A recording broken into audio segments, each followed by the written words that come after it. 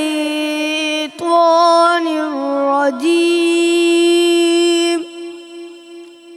بسم الله الرحمن الرحيم. ألم نشرح لك صدرك ووضعنا عنك وزرك الذي أنقض ظهرك ورفعنا لك ذكرك فإن مع العسر يسرا إن مع العسر يسرا فإذا فرغت فانصب وإلى ربك فارغب. صدق اللہ العظیم. صدق اللہ العظیم. سبحان اللہ. اعوذ باللہ من الشیطان الرجیم. بسم اللہ الرحمن الرحیم. شروع اللہ जे नाले सां, हुन पाक परवरदिगार जे नाले सां जेको घणो महिरबान ऐं निहायत रहम फरमाइण वारो आहे. मूंखे ॾिसणनि तमामु नाज़रीन खे, हिते मौजूदु तमामु हाज़रीन खे महविश कुरैशी जी तरफ़ां अस्सलामु अलैकुम वरहमतुल्लाहि वबरकातुहू. अल्हम्दुलिल्लाह अल्हम्दुलिल्लाह आख़िरी अशरे में तव्हां मां मौजूदु आहियूं. कोशिशि करे रहिया आहियूं त हीउ आख़िरी अशरो जंहिं निजात खे जहन्नम जे बाहि खां निजात जे लाइ जेको हीउ अशरो असां लाइ ॾिनो वियो, असां उन अशरे मां कुझु पिराए सघूं, कुझु हासिलु करे सघूं, पंहिंजी बख़्शिश कराए सघूं, उन्हनि अमलनि में पंहिंजे पाण खे मशगूल करे सघूं. उहे अमल जेके दीन इस्लाम तव्हांखे ऐं मूंखे सेखारे रहियो आहे, उहे अमल जेको कलाम पाक में बार बार जिन जे लाइ खोले खोले सम्झायो वियो आहे. ख़ुदा ताला सभिनी खे हिदायत ॾे त असां उन्हनि अमलनि में मशगूल थियूं ऐं हिन रमज़ान मुबारक, हीउ जेको माह रमज़ान हिन वक़्तु हली रहियो आहे, हिन माह रमज़ान में असां पंहिंजूं बख़्शिशूं कराए सघूं, मग़फ़िरतूं कराए सघूं. न सिर्फ़ु पाण ताईं, दुआ जो तरीक़ो बि असांखे असांजे दीन सेखारियो आहे. दुआ बि जॾहिं तव्हां घुरियो था त सिर्फ़ु पंहिंजे लाइ न घुरो, बल्कि पहिरीं तमामु ॿियनि माण्हुनि जे लाइ घुरो, तमामु माण्हुनि खे यादि करे ऐं पोइ उन्हनि जी दुआ घुरो ऐं पोइ उन्हनि जे सदके पंहिंजो नालो वठो. इहो दीन इस्लाम में दुआ जो सही तरीक़ो घुरण जो इहो ई आहे. सो उन तमामु प्रैक्टिसिस में हिन वक़्तु अल्हम्दुलिल्लाह अल्हम्दुलिल्लाह तमामु जेके मुस्लिम अमा आहे उहा तमामु हिन वक़्तु मशगूल आहे उन प्रैक्टिसिस में. अल्हम्दुलिल्लाह माह रमज़ान में रोज़नि जूं बरकतुनि जो रहमतुनि जो सिलसिलो अल्हम्दुलिल्लाह जारी ऐं सारी आहे. ॾाढो ख़ूबसूरत तरीक़े सां ऐं तमामु जेके दीन जे महफ़िल जा आहिनि उहे बि अल्हम्दुलिल्लाह जारी ऐं सारी रहनि था.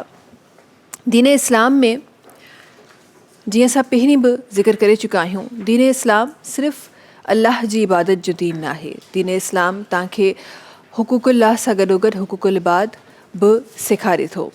ऐं वरी जॾहिं तव्हां हुक़ूक़ुल इबाद जी ॻाल्हि कयो था, तॾहिं असांखे ज़िंदगी गुज़ारण जा तमामु तौर तरीक़ा असांजो दीन सेखारे रहियो आहे. दुनिया में को अहिड़ो दीन न आहे, को अहिड़ो मज़हब न आहे जेको तव्हांखे एतिरो खोले खोले दुनिया में हलण जा, रहण जा तौर तरीक़ा सेखारे सघे. पर मुंहिंजो दीन असांखे खोले खोले तौर तरीक़ा सेखारे रहियो आहे. जॾहिं आम ज़िंदगी जे रहण जी ॻाल्हि कयो था त दीन इस्लाम जिथे ॿियनि ॻाल्हियुनि जी ताक़ीद करे थो, उते दीन इस्लाम हसद बुग़्ज़ करण वारे खे बि पसंदि न कयो आहे. एतिरो नापसंदि जो उनजो इशारो क़ुरान करीम में बि थियल आहे. सूरह फलक उन जेको ट्रांसलेशन आहे उनजे मफ़हूम जी तरफ़ मां उनखे रखणु चाहियां थी. बिकॉज़ हिन जॾहिं बि तव्हां हसद जी ॻाल्हि कयो था त इन्हनि आयतुनि जे मफ़हूम खे सम्झणु ॾाढो ज़रूरी आहे. बिकॉज़ जॾहिं तव्हां उन शइ खे सम्झो था तॾहिं तव्हां उनखां ॿ पेर पोयां करे सघो था. इहे उहे डेली प्रैक्टिसिस आहिनि जेके हिन वक़्तु असां वटि थी रहियूं आहिनि, पर जंहिंजी दीन ममानियत कई आहे. मफ़हूम कुझु इन तरीक़े सां आहे. ट्रांसलेशन: चओ त पनाह घुरां थो सुबुह जे मालिक खां, हर शइ खां जेका हुन पैदा कई उन जी बुराई खां, ऐं अंधेरी राति जी बुराई खां जॾहिं उन जो अंधेरो छाइजी वञे, ऐं ॻंढियुनि में फूकंदड़ औरतुनि जी बुराई खां. काफ़ी आलम जेके दीन आहिनि इन जो इशारो जादू खे या हसद में कंहिं बि बुरी ॻाल्हि खे फूकण ते चयो आहे। ऐं हसद करण वारे जी बुराई खां जॾहिं उहो हसद करणु लॻे। ही हसद जो ज़िक्र जेको क़ुरान करीम में थियलु आहे, अॼु पंहिंजी ट्रांसमिशन में मां इन जो ज़िक्र करणु चाहियां थी।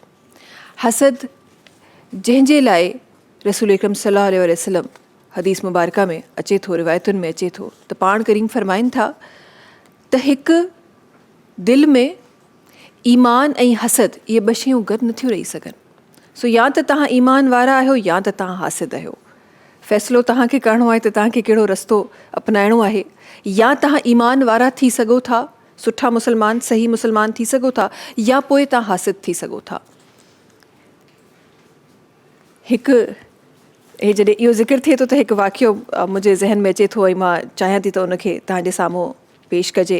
हिकु ॾाढो मशहूरु वाक़ियो आहे, हिकु मुक़दस किताब में हिकु लिखियलु आहे त इमाम हसन अलैहिस्सलाम वटि हिकु शख़्स आयो, बिकॉज़ हे उहे क़रीबी शख़्स हुआ जिन दुश्मनियूं बि पालियूं, जिन बुग़्ज़ बि पालियो, जिन हसद बि कयो। हिकु शख़्स इमाम हसन वटि अचनि था ऐं तौबा नऊज़ बिल्लाह पर हज़रत अली करमल्लाह वजहो जे बारे में काफ़ी कुझु अहिड़ियूं शयूं चवनि था जेके न चवणु खपनि, बुरियूं शयूं माज़रत सां चवनि था जेके न चवणु खपनि। साम्हूं केरु आहिनि? इमाम हसन अलैहिस्सलाम। घराणो ई सख़ी, घराणो ई दरगुज़र करण वारो, घराणो ई बर्दाश्त करण वारो, पाण मुस्कुराइनि था। शख़्स ॾिसे थो त मां वालिद जी बुराई करे रहियो आहियां, इमाम हसन मुस्कुराए रहिया आहिनि। अच्छा, अञा उहो वधीक कावड़ ॾियणु चाहे थो उहो शख़्स, इमाम हसन जी पंहिंजी बुराई करणु स्टार्ट करे थो।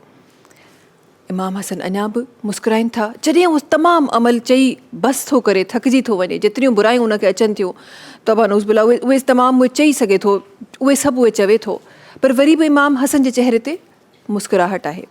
जॾहिं हू बसि करे थो, इमाम हसन अलैहिस्सलाम जा जेके अल्फाज़ मुबारक आहिनि उहे छा आहिनि? मुस्कुराईंदे पुछनि था, तोखे बुख लॻी आहे? तूं मानी खाधी आहे? इहो सब्र जो ऐं बर्दाश्त जे पैमाने जो मूंखे लॻे थो इहो सभिनी खां वॾो लेवल आहे, जिथे इमाम हसन अलैहिस्सलाम उहे तमामु माण्हू उन्हनि जी बारगाह में वेही इहो तमामु शयूं थी रहियूं आहिनि ऐं इमाम हसन अलैहिस्सलाम फरमाइनि था, तोखे बुख लॻी आहे? मानी खाधी आहे? पाण उहो शख़्स चए थो, हा बुख त ॾाढी लॻी आहे। उनखे हुकुम कयो थो वञे त हिनखे मानी खारायो ऐं हिनखे सुठा सुठा ताम ॾियो। हू मानी खाए थो। अॻियों सुवालु कहिड़ो थो अचे? इहो नथो अचे त तूं छाजे लाइ चयो, कीअं चयो, छो थियो, हिन हीअ सज़ा थियणु खपे, कुझु बि न अचे थो। हालात कीअं आहिनि? शख़्स फरमाए थो त गुरबत में आहियां। पाण उनखे रिवायत में अचे थो त हिकु अॼोकी ज़ुबान में हिकु वटी, हिकु प्यालो, उहो भरियल चांदी जे सिकनि जो, उहो अॻियां ॾियनि था ऐं उहो शख़्स चवे थो त मां अॼु मूंखे हिन ॻाल्हि जो यकीन थी वियो आहे त वाक़ई तव्हां खून रसूल आहियो, वाक़ई त रसूल ख़ुदा सल्लल्लाहु अलैहि वसल्लम जा नवासा आहियो, वाक़ई तव्हां हज़रत अली करमल्लाह वजह जा पुटु आहियो। सो इहो आहे उन माण्हू खे डील करण जो तरीक़ो जेको तव्हां सां इन तरीक़े सां पेश अचे। ऐं वरी जॾहिं हसद जी ॻाल्हि थिए, जंहिंजे लाइ हसद जे लाइ चयो वियो त इन जो को इलाजु कोन्हे, इन जो वाहिद इलाजु इहो त तव्हां उन खां परे थी वञो। ऐं हासिद जे लाइ इहो चयो वियो आहे त तव्हां हसद करे तव्हां पंहिंजे पाण खे ई नुक़सानु पहुचायो था। बेशक त इहो बि दीन इस्लाम में हुकुम आहे त तव्हांखे अगरि ख़ुदा ताला जी तरफ़ां जेके नेमतूं मिलनि थियूं उन्हनि खे ईअं खोले माण्हुनि खे न ॾेखारियो, बिकॉज़ कुझु माण्हुनि जूं अखियूं प्यार वारियूं हूंदियूं आहिनि, कुझु जूं हसद वारियूं हूंदियूं आहिनि, पर उन ई जॻह ते जेको हसद करे रहियो आहे उन जे लाइ इहो ॿुधायलु आहे त हासिद जेको आहे उहो हसद बिल्कुलु ईअं ई आहे जीअं तव्हां कंहिं काठी खे, कंहिं लकड़ी खे या माचिस जी तीली खे तव्हां बाहि लॻायो, उनखे छा थींदो आहे? उहा बाहि, उहा पाण सड़ी सड़ी तीली पंहिंजे पाण खे ई ख़तमु कंदी आहे। हासिद बि ईअं ई आहे, तव्हां हसद करे करे पंहिंजे पाण खे ई ख़तमु करे रहिया आहियो। सो इनशाअल्लाह दीन इस्लाम जी रोशनी में, पंहिंजे दीन जी रोशनी में इन अमल खे सम्झण जी कोशिशि कंदासीं, इन अमल खां बचण जी कोशिशि कंदासीं। अहिड़ो अमल जेको असांखे असांजे ईमान वारे हुजण ते सवाल खणी रहियो आहे ऐं रसूल अकरम सल्लल्लाहु अलैहि वसल्लम जे फरमान मुताबिक़ त या ईमान वारा तव्हां थी सघो था या पोइ तव्हां हासिद थी सघो था। इन हसद खां कीअं बचे. काफ़ी दफ़ा हसद अहिड़ो हूंदो आहे जेको अनइंटेंशनली थींदो आहे, काफ़ी दफ़ा अहिड़ो हूंदो आहे जेको इंटेंशनली थींदो आहे. इन अमल खां कीअं बचे, इंशाअल्लाह अॼु पंहिंजी ट्रांसमिशन में इन जो ज़िक्र रहंदो आहे. इंशाअल्लाह कोशिशि कंदासीं त अॼु ॾींहुं ट्रांसमिशन ख़तमु थींदी त असांजे अंदरि अगरि इंटेंशनल या अनइंटेंशनल जेको बि हसद जो अमल आहे उहो ख़तमु थी सघे ऐं असां उन्हनि लिस्ट में शामिल थी सघूं जेके सुठे इंसाननि जी, सुठे मुस्लमाननि जी लिस्ट आहे. ट्रांसमिशन जो आगाज़ ख़ूबसूरत तिलावत क़ुरान पाक सां कयो वियो. आवाज़ हो जनाब हाफ़िज़ मोहम्मद बिलावल सुल्तान मुग़ल साहब जो, जिन जी आवाज़ सां अॼु असांजी ट्रांसमिशन जो ख़ूबसूरती सां आगाज़ थियो आहे. गॾोगॾु करशी जामे शीरी जो ज़िक्र कंदा हलूं. करशी जामे शीरी जेको लाइफ लाइट रिफ्रेशिंग आहे. करशी जामे शीरी रौनक रमज़ान जूं रौनकूं वधाए रहियो आहे. करशी जामे शीरी जेको प्योर आहे ऐं 100% ख़ालिस अर्कियात सां ठहियलु आहे. करशी जामे शीरी जंहिंजो चवणु आहे त विरहाइण सां वधंदो आहे. इन सां गॾोगॾु ट्रांसमिशन में हूंदो आहे सलाम रमज़ान जो किचन. त सलाम रमज़ान जी किचन जी तरफ़ मां वधी रही आहियां. फैसल उते असां सां गॾु हूंदा आहिनि. हर रोज़ ॾाढियूं ज़बरदस्त रेसिपीज़ असांखे फैसल सेखारींदा आहिनि. अॼु बि असां सां गॾु आहिनि. अस्सलाम वालेकुम फैसल. वालेकुम अस्सलाम. छा हाल आहे? ख़ैरियत सां आहियो? ख़ुशि आहियो? तबियत ठीकु आहे? कीअं हली रहियो आहे रमज़ान मुबारक? बेहतरीन. ख़बर ई न पई पए माशाअल्लाह का रमज़ान जी रोज़नि जी स्पीड में वञे पियो. रोज़ा बि न पियो फील थियनि. हा अल्हम्दुलिल्लाह अल्हम्दुलिल्लाह. सो अञा जॾहिं सर्दियुनि जा रोज़ा ईंदा मज़ो पए रहंदो. अलाह ज़िंदगी ॾिनी. हा त पोइ मज़ो तॾहिं ईंदो जॾहिं तेज़ सर्दियुनि जा जेॾीमहिल रोज़ा हूंदा. उहो ज़ाहिर मूं समेत काफ़ी सारा अहिड़ा माण्हू हूंदा जिन पंहिंजे मिच्योर हुन में फर्स्ट टाइम ॾिठा हूंदा. त इनशाअल्लाह ख़ुदा ताला ज़िंदगी ॾिनी त उहे बि ॾिसंदासीं छा ठही रहियो आहे सलाम रमज़ान जे किचन में. तलो जे किचन में अॼु असां ठाहींदासीं ब्रेड पकोड़ा. ब्रेड पकोड़ा जी, डबल रोटी जा पकोड़ा ठहंदा. ब्रेड पकोड़ा. ऐं हिते तलो कुकिंग ऑयल गरम थिए पियो. मां हल्की बाहि ते रखी छॾियो गरम करण लाइ. ऐं जॾहिं बि ऑयल यूज़ कंदा आहियो न त उनखे छाणे वरी अगेन यूज़ कंदा कयो. थधो करे छाणे रखंदा कयो त पोइ हुनजो कलर बि चेंज न थींदो, फ्रेश रहंदो आहे. तलो कुकिंग ऑयल विटामिन ए ऐं डी का भरपूर है. लो कोलेस्ट्रॉल आहे. ओमेगा 3 6 मौजूदु आहे. 1 लीटर 3 लीटर ऐं 5 लीटर ऐं 10 पैक में हुनजे अलावा पाउचिस बि जा तव्हांजे करीबी स्टोर ते मिलनि पिया. बिल्कुलु. तलो कुकिंग ऑयल अम्मा तलो में पकाओ सेहतमंद बनाओ. मां हिकिड़ो पॉज ज़रूरु वठंदी आहियां उन ॾींहं खां पोइ फैसल चवण खां पहिरीं. हा जी. अच्छा ब्रेड पकोड़ा ठहनि पिया. हीअ थोरो डिफरेंट तरीक़े सां ठहंदा. वॾो बॉल खणी थो वठां. त हिन में असां 4 खां 5 स्लाइस विझंदासीं ईअं रफली कट करे. Normal fresh bread. हा फ्रेश ब्रेड. को फ्रोजन न कुछ फ्रोजन खणी सघो था अगरि तव्हां वटि यूज़ में आहे. न आहे पई आहे फ्रिज में त करे सघो था. लेकिन उनखे डीप फ्रोज करे छॾिजो, नरम करे छॾिजो. त ही एजिस जेके हिन ब्राउन पार्ट्स आहिनि न इहे बि हुजणु खपनि. हिन तरीक़े सां सभु शयूं विझंदासीं. 4 खां 5 ब्रेड, 1 बसर हाफ स्लाइस कटिंग थियल आहे. सावा मिर्च 4 टेस्ट जेतिरा तव्हांखे खपनि उहो विझी छॾिजो. 2 विधा आहिनि. ऐं सावा धाणनि जी पतियूं जे हाफ कप जेतिरियूं. ये सभु शयूं हली वियूं. हिन जे बाद असां हिन में मसाला ऐड कंदासीं जंहिंमें कुटियल ॻाढ़ा मिर्च 1 चांहि जो चमिचो, पीठल ॻाढ़ा मिर्च 1 चांहि जो चमिचो, अजवाइन 1 चांहि जो चमिचो, लूणु 1 चांहि जो चमिचो, हैड 1 चांहि जो चमिचो, साबित धाणा 1 खाइण जो चमिचो, ज़ीरो 1 चांहि जो चमिचो ऐं चाट मसालो 1.5 चांहि जो चमिचो. अजवाइन जो छा कमु आहे हिन में? अजवाइन असल में पकोड़नि में हिन करे बि विझबो आहे की हीअ जेको गैस वग़ैरह एसिडिटी थिए थी न ऐं बदहज़मी थिए थी इहा कान थींदी तव्हांखे. ऐं अजवाइन हूअ बि खाइणु खपे तव्हांजी बॉडी पार्ट्स लाइ तमामु बहितरीन आहे. काफ़ी माण्हुनि खे ॾिठो पकोड़नि में लहसुन अदरक बि अदरक थूम बि विझंदा. हा जी बिल्कुलु. त हिन खां बदहज़मी नथी थिए. एसिडिटी ऐं भारीपन जीअं थींदो आहे न असां रोज़ो खोलण खां पोइ पकोड़ा खाई वठंदा आहियूं. बाद में अजीब फीलिंग हुन वक़्तु जज़्बात हूंदो आहे. बाद में ख़बर पवंदी आहे कलाक खां पोइ छा पियो थिए. त हीअ चङी तरह हिन खे हीअं मैश कंदासीं ताकी मसाला जेके आहिनि न ब्रेड जे अंदरि चङी तरह मिक्स थी वञनि. अॼु बि असां बेसण न पे यूज़ कयो? न बेसण हिन में न वेंदो. हिन में को असां को बॉल वॉल ठाहे ऐं पोइ बेसण में डिप कंदासीं ऐं पोइ ब्रेड पकोड़ा ठही वेंदा. हे रफली आहिनि बिल्कुलु. हा हिन में थोरो सो पाणी जो छंडो हिन करे विधो आहे ताकी ब्रेड जे अंदरि जेको आहे न चङी तरह फ्लेवर हली वञे ताकी ब्रेड असांजी फिकी न रहे. चङी तरह हिन खे मैश कंदासीं. बसर वग़ैरह हर शइ. हिन जे बाद असां विझंदासीं चांवरनि जो अटो. चांवरनि जो अटो पई रहियो आहे 1 कप. हा 1 कप चांवरनि जो अटो 1 प्याली हली वेंदो. चांवरनि जे अटे खां ब्रेड जो सौगी थी वञे न क्रिस्पी थी वेंदी, फ्राई थींदी न क्रंची सा क्रिस्पी ब्रेड थींदी. पहिरीं दफ़ा मूं बसरनि जे मसाले जी ख़ुशबू आई. कल्ह बि तव्हांखे इलायची जी आई हा न. छा थी रहियो आहे? बसरनि खे असल में मां मैश कयां पियो न. हा मुंहिंजा सेंसेस स्ट्रॉन्ग थी विया. हुनमें पाणी निकिरे पियो बसरनि मां. त हिन खे चङी तरह मिक्स कंदासीं. चांवरनि जो अटो हाणे कॉर्नफ्लोर विझंदासीं जेको सूप घाटो करण में असां विझंदासीं. 4 टेबल स्पून कॉर्नफ्लोर हिन जे अंदरि विझी वेंदो. 4 खणी जा चमचा कॉर्नफ्लोर जेको सूप घाटो करण लाइ असां यूज़ कंदा आहियूं. सही. पाणी कॉर्नफ्लोर हूंदो आहे इहो ई हूंदो आहे. माण्हुनि खे सम्झाइणो पवंदो. हिकिड़ो स्टार्च मिलंदो आहे न जेको असां कपिड़नि खे अरारोट पाउडर मिलंदो आहे. चांवरनि जी पिच हूंदी आहे जेका उहो न विझंदा कयो. उहो बि मिलंदो आहे. कल्फ जंहिंखे चवंदा आहिनि. हा कल्फ चवंदा आहियूं उहो न विझणु खपे. कॉर्नफ्लोर अलॻि हूंदो आहे. कॉर्नफ्लोर जेको हूंदो आहे उहा का ईटिंग शइ आहे बि न, कोन, ही by the ख़बर आहे way? छा खां ठहींदो आहे. ही मकई जा जेका दाणा हूंदा आहिनि न, भुट्टे जा दाणा, ही उन खां ठहंदो आहे कॉर्नफ्लोर, उन खां ठहंदो आहे, वाइट सही। वारे कॉर्न खां. ऐं जेको कल्फ हूंदो आहे न, उहो चांवरनि जी पिच हूंदी आहे, चांवरनि खां ठहंदो, त उहो न विझिजो हिन में. सही. बट उहो हूअं ईटिंग में यूज़ थींदो आहे कंहिं रेसिपी में? कुझु करणु न खपे. न करणु न खपे. बिल्कुलु, मां त फर्स्ट टाइम ॿुधो आहे. ॾिसो, ही बिल्कुलु हाणे हिन तरीक़े सां थी वियो ब्रेड. ठीकु आहे. ऐं हिते ऑयल गरम थिए पियो, तलो कुकिंग ऑयल इन ही टेक्सचर में फ्राई थींदो हे? बिल्कुलु ईअं ई रफली सो फ्राई थींदो. ओके. बस हाणे ही जीअं ऑयल जो टेम्परेचर हिते अप थी वेंदो, त ही असां इनखे चङी तरह रफली हीअं हथ सां जीअं विझंदा वेंदा, टिकियुनि वांगुरु. इन जो शेप कोई बि न हूंदो. अच्छा. बस हीअं तव्हां खणंदा वेंदो, हिन में विझंदा वेंदो. ओके जी. तलो कुकिंग ऑयल में ब्रेड पकोड़ा ठही रहिया आहिनि विदाउट बेसण. जी. अगर इनमें थोरो सो बेसण विझी छॾियो आहे छा विझी सघो था, लेकिन हू पोइ बेसण वारे पकोड़नि जो फ्लेवर ईंदो. हिन में flavor तव्हांखे अची डिफरेंट वेंदो, फ्लेवर ठीकु ईंदो, आहे। छाकाणि त हिन में कॉर्न स्टार्च आहे, कॉर्न फ्लोर आहे, त हिन जो टेस्ट ई ब्रेड जो ईंदो, तव्हांखे ज़बरदस्त लॻंदो, बिल्कुलु कोई नई शइ. अगरि चाहियो त हिन में चिकन थोरो सो बॉइल थियल अगरि चिकन पियो आहे न, त हिकु चिकन बि ऐड थी सघे थो. कीमो या हो करे मैश करे चङी तरह जे त बस ही 5 मिनट में फ्राई थींदा, जो कलर अची वेंदो पकोड़नि वांगुरु, त हिनखे कढी वठिजो. ऐं रायते सां गॾु, चटणी सां गॾु, या टोमेटो केचप आहे, चिली उन गार्लिक सां गॾु बि तव्हां ऐड करे सघो. घर में अक्सर ईअं थींदो आहे त ब्रेड्स जेके आहिनि उहे, मुंहिंजे घर में त ईअं थींदो आहे, I don't know about others, त काफ़ी दफ़ा असां ब्रेड ईंदी आहे त उहा ड्राई थी कबूतरनि जे पेट में वेंदी आहे. हा, हे सुठो आहे. हलो, हुननि जो ई त नसीबु आहे.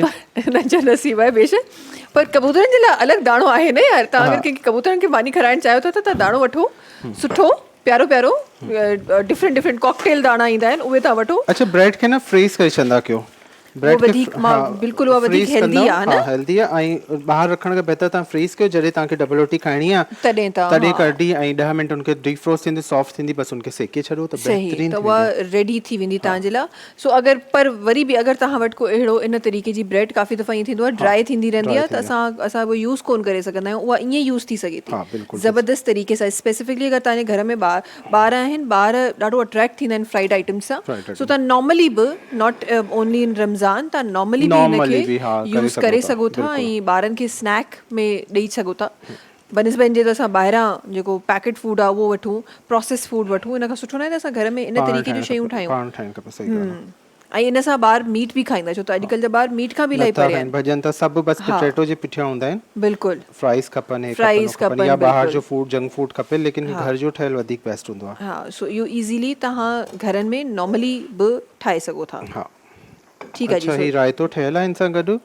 हिन जो ॿुधाई थो छॾां, अधु कप सावा धाणा, अधु कप पुदीने जा पत्ता, हिकु साओ मिर्च, हिकु थूम जी घणी विझी छॾिजो, थूम जो पीस हिकिड़ो, ऐं थोरो सो सॉल्ट खणी वठिजो, कारो लूणु वधीक बेस्ट आहे, उहो खणी वठिजो. ऐं हुन सां गॾु तव्हां हिन में लूणु विझो, 0.1 चांहि जो चमिचो. बसि हिनखे अधु कप ॾही सां गॾु या अधु पा ॾही सां गॾु ब्लेंड करे वठिजो, या हिनखे पीसे पोइ ॾही में मिलाई छॾिजो, त ही रायतो जीअं पकोड़नि सां गॾु सुठो लॻंदो आहे. ठीकु आहे. बिकॉज़ ब्रेड पकोड़ा ठही रहिया आहिनि, त आई गेस केचप खां वधीक रायते काइंड ऑफ जेका चटनी आहे उहा वधीक मज़े जी लॻंदी. थी विया रेडी जी.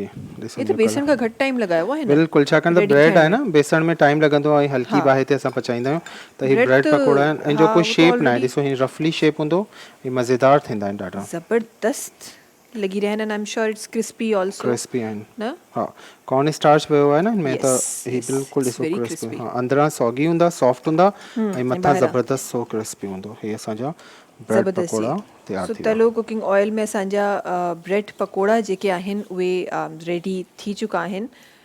Different recipe, change recipe, healthy recipe. चांवरनि जो अटो बि आहे. चांवर बि हेल्दी आहिनि. असां ख़बर न छो चांवरनि खां परे असां भॼंदा आहियूं, बट चांवर बि हेल्दी आहिनि. चांवरनि जो अटो बि हेल्दी आहे. चांवर अगरि तव्हांखे खाइणा आहिनि, अगरि तव्हां भॼो था त पाणी फिटो करे छॾंदा कयो, जो बॉइल करे, त पोइ को मसलो पोइ त वधीक सुठो आहे. तव्हां सॼो जो स्टार्च सॼो निकिरी वेंदो आहे. बट अदरवाइज़ अगरि मतिलबु हर शइ तव्हां क्वांटिटी में खायो त पोइ उहो तव्हांजे लाइ फ़ाइदेमंद आहे. जेका बि शइ तव्हां क्वांटिटी लिमिटेड पोर्शन में खाए रहिया आहियो, ईअं त तव्हां मानी जेको कणक जो अटो आहे असांजे, बिल्कुलु अगरि असां उनखे बि घणो क्वांटिटी में खायूं त उहो बि असांजे लाइ नुक़सानदेह. शुगर एडेड, शुगर चवंदा. बिल्कुलु बिल्कुलु. सो जी करशी जामेश्वरी जी ड्रिंक असांजी ठही रही आहे इलायची फ्लेवर. जी बिल्कुलु, इलायची फ्लेवर. हिकु गिलास में 4 टेबल स्पून. ऐं अगरि तव्हां जग में ठाहींदव त हाफ कप खां थोरो मथे खणी वठिजो. ठीकु आहे जी. करशी जामेश्वरी प्योर अर्कियात सां ठहियलु आहे, ऐं इन में को भी पाणी जो कतरो ऐड कोन थियल आहे हिन जे कंहिं बि फ्लेवर में। बिल्कुलु। सो जी करशी जामी जी ड्रिंक बि रेडी थी वई आहे। प्लस जी टपाल मेज़बान जी ॻाल्हि कजे, टपाल मेज़बान प्रीमियम डस्ट टी ज़बरदस्त चांहि जेका सहरो इफ़्तार में तव्हांजे मुंहिंजे घरनि में इस्तेमालु थींदी आहे, ऐं जंहिंखां बिना अधूरी आहे तव्हांजी मुंहिंजी सहरो इफ़्तार टपाल मेज़बान प्रीमियम डस्ट चांहि। अच्छा जी, अॻियां वधंदे असां सां गॾु thank you so much Faisal, ज़बरदस्त रेसिपी असांखे सेखारण जे लाइ। अॻियां वधंदे असां गॾु इमरान अली नक्शबंदी साहब आहिनि, उन्हनि जी आवाज़ शामिल कयूं था ऐं उनखां पोइ इंशाअल्लाह ब्रेक जी तरफ़ वधंदासीं। जी बिस्मिल्लाह रहमान रहीम। आओ के करे उन लबो रुखसार की बातें, आओ के करे उन लबो रुखसार की बातें, सरकार की बातें, महबूब खुदा सैयद अबरार की बातें, सरकार की बातें, हसनैन की हो अकबर व असगर की हो बातें, ज़हरा व अली की, हसनैन की हो असगर व अकबर की हो बातें, ज़हरा व अली की, हर रंग में हो सीरत व किरदार की बातें, सरकार की बातें, हर रंग में हो सीरत व किरदार की बातें, सरकार की बातें, आओ के करें उन लबो रुखसार की बातें, सरकार की बातें, महबूब खुदा सैयद अबरार की बातें, सरकार की बातें। खैबर में जो एक हाथ से दरवाज़ा उखाड़ा, सब देखे तमाशा, खैबर में जो एक हाथ से दरवाज़ा उखाड़ा, सब देखे नज़ारा, फिर क्यों न करें, फिर क्यों न करें, फिर क्यों न करें हैदर व कर्रार की बातें, फिर क्यों न करें हैदर व कर्रार की बातें, सरकार की बातें, आओ के करें उन लबो रुखसार की बातें, सरकार की बातें, महबूब खुदा सैयद अबरार की बातें, सरकार की बातें। सलाम रमज़ान, सलाम रमज़ान। सलाम रमज़ान सां गॾु हिकु दफ़ो ॿीहर तव्हां सभिनी साम्हूं हाज़िर आहियूं। ट्रांसमिशन में कुझु ॿियनि साथियुनि असांखे जॉइन कयो आहे, उन्हनि जे तारुफ़ जी तरफ़ हलूं था इंशाअल्लाह। असां सां गॾु हिकु स्कॉलर बि आहिनि, त इंशाअल्लाह दीन जी रोशनी में तमामु उहे ॻाल्हियूं जेके अॼु असां ट्रांसमिशन जे आगाज़ में कयूं, इंशाअल्लाह उनखे सम्झण जी, उनखे सिखण जी कोशिशि कंदासीं, ऐं दीन जी रोशनी में सही माना में उन्हनि ॻाल्हियुनि ते अमल करण जी कोशिशि कंदासीं। असां गॾु जनाब अलामा इंजीनियर उमैर जाम कासमी साहब आहिनि, जेके तशरीफ़ फरमा आहिनि, पाण इस्लामिक स्कॉलर आहिनि। वॾी महिरबानी तव्हांजी असां गॾु हुजण जी, ट्रांसमिशन में शामिलु थियण जी वॾी महिरबानी। गॾो गॾु ॿ आवाज़ूं आहिनि जेके असां गॾु तशरीफ़ फरमा आहिनि। कुझु देरि पहिरीं तव्हां इमरान अली नक्शबंदी साहब जी आवाज़ जेका असां शामिलु कई, इंशाअल्लाह कुझु देरि खां पोइ वराए सां ज़रूर सां शामिलु कंदासीं। गॾो गॾु असां गॾु मुलाज़िम हुसैन सुल्तानी साहब आहिनि, जिन असांखे जॉइन कयो आहे। तव्हांजी बि वॾी महिरबानी भलीकार ट्रांसमिशन में।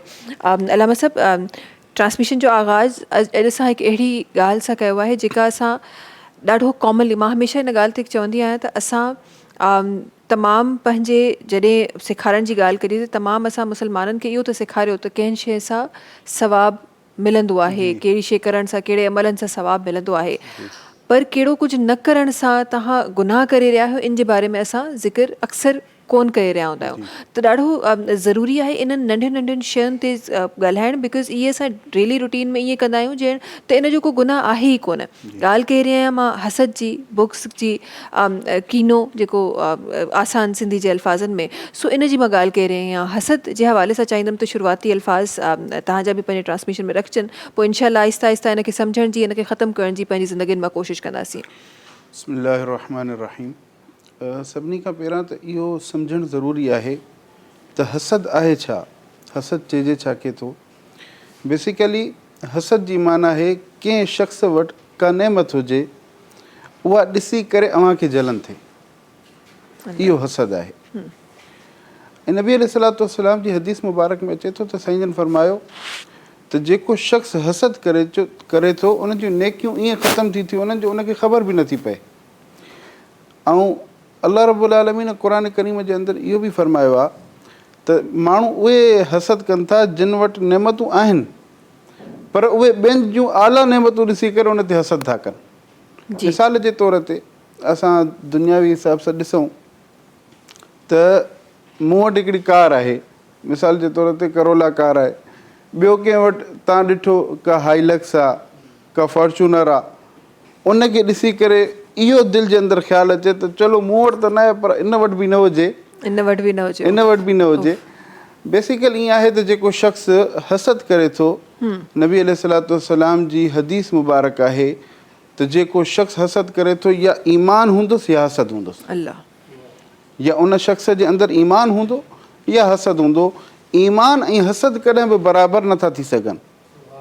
इन जे करे असांखे घुरिजे त जेतिरो थी सघे हसद खां बचूं। रमज़ानुल मुबारक जो बाबरकत महीनो आहे। अल्लाह रब्बुल आलमीन क़ुरान करीम जे अंदरि फरमायो त या अय्युहल्लज़ीना आमनू कुतिबा अलैकुमुस सियामु कमा कुतिबा अलल लज़ीना मिन क़ब्लिकुम लअल्लकुम तत्तक़ून।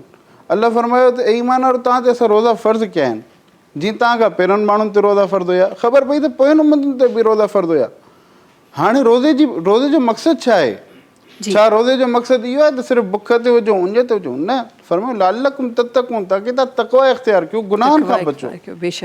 इन जे करे हसद तमामु वॾो गुनाह आहे, असांखे घुरिजे त हसद खां बचणु घुरिजे। बिल्कुलु। ऐं जॾहिं बि तव्हां रमज़ान मुबारक में गुनाह खां बचण जी ॻाल्हि कंदा आहियो, सब्र इख़्तियार करण जी ॻाल्हि, तक़वा इख़्तियार करण जी ॻाल्हि कंदा आहियो, त ज़ाहिर आहे इहे अमल तव्हांजे सब्र खे, तव्हांजे तक़वा खे, तव्हांजी इबादत खे ख़राबु कंदा आहिनि। ऐं जीअं अलामा साहब बि फरमाए रहिया आहिनि त तव्हां ईमान ऐं सब्र खे तव्हां ॿिनि शयुनि खे गॾु नथा रखी सघो, नथा हलाए सघो, त या तव्हां ईमान वारा आहियो या पोइ तव्हां हासिद आहियो। ख़्वाहिश, अच्छा अलामा साहब इहा बि मां ज़रूरी आहे ॻाल्हि हिते, बिकॉज़ तव्हां चयो त कंहिं ॿिए खे ॾिसी ऐं पोइ इहो सोचणु त इहो इन वटि बि न हुजे, मूं वटि न आहे त इन वटि बि न हुजे। हिकु हूंदी आहे ख़्वाहिश, कंहिं ॿिए खे तव्हां सुठो ॾिसो।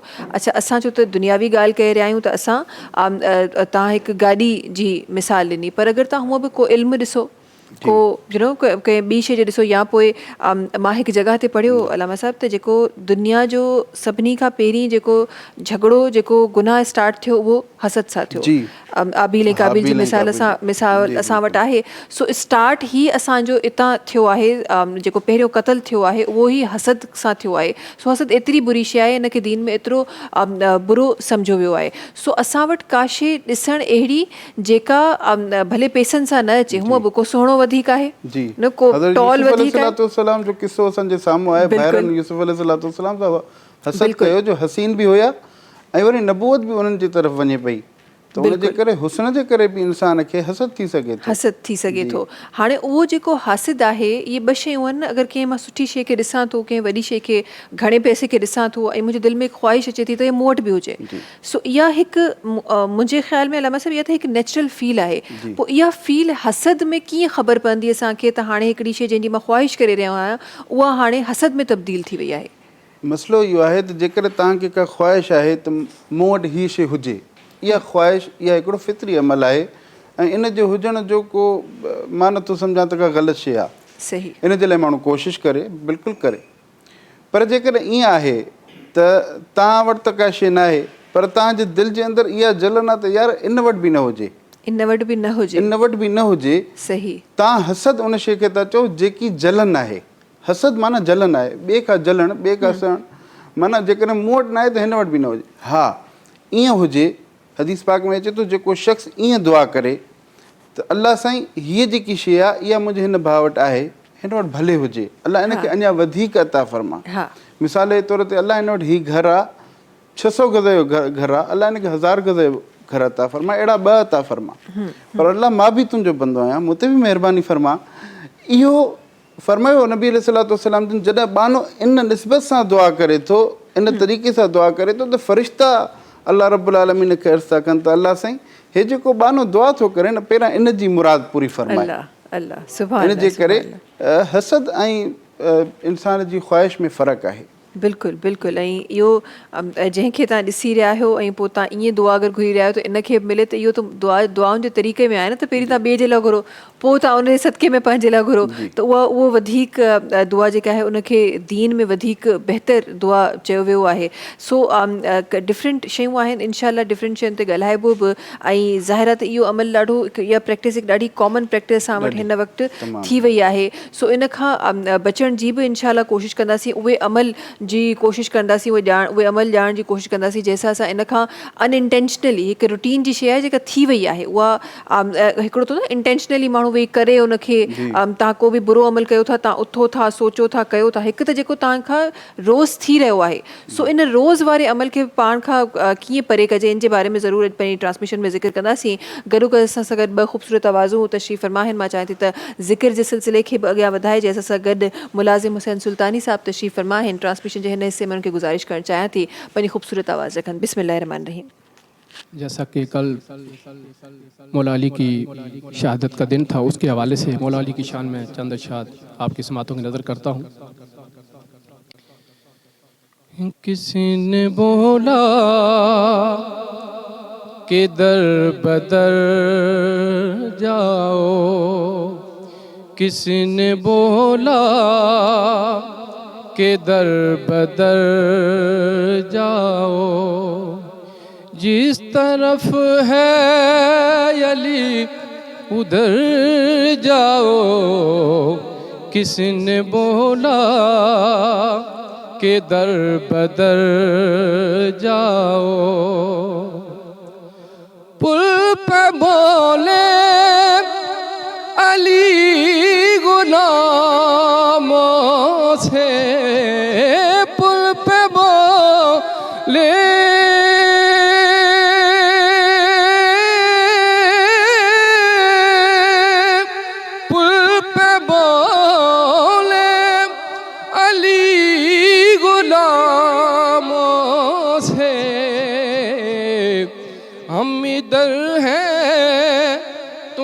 गुज़र जाओ, किसी ने बोला कि दर बदर जाओ। ये जो हसरत है ईमान पे मरने की, ये जो हसरत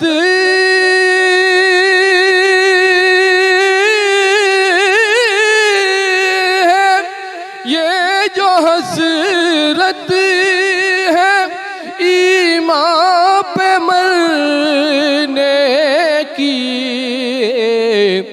कुल्ले ईमान पे जाके मर जाओ, किसी ने बोला कि दर बदर जाओ।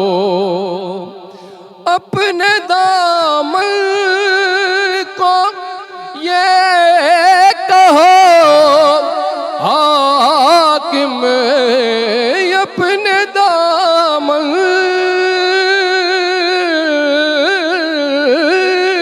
को, अपने दामन को ये कहो हाकिम,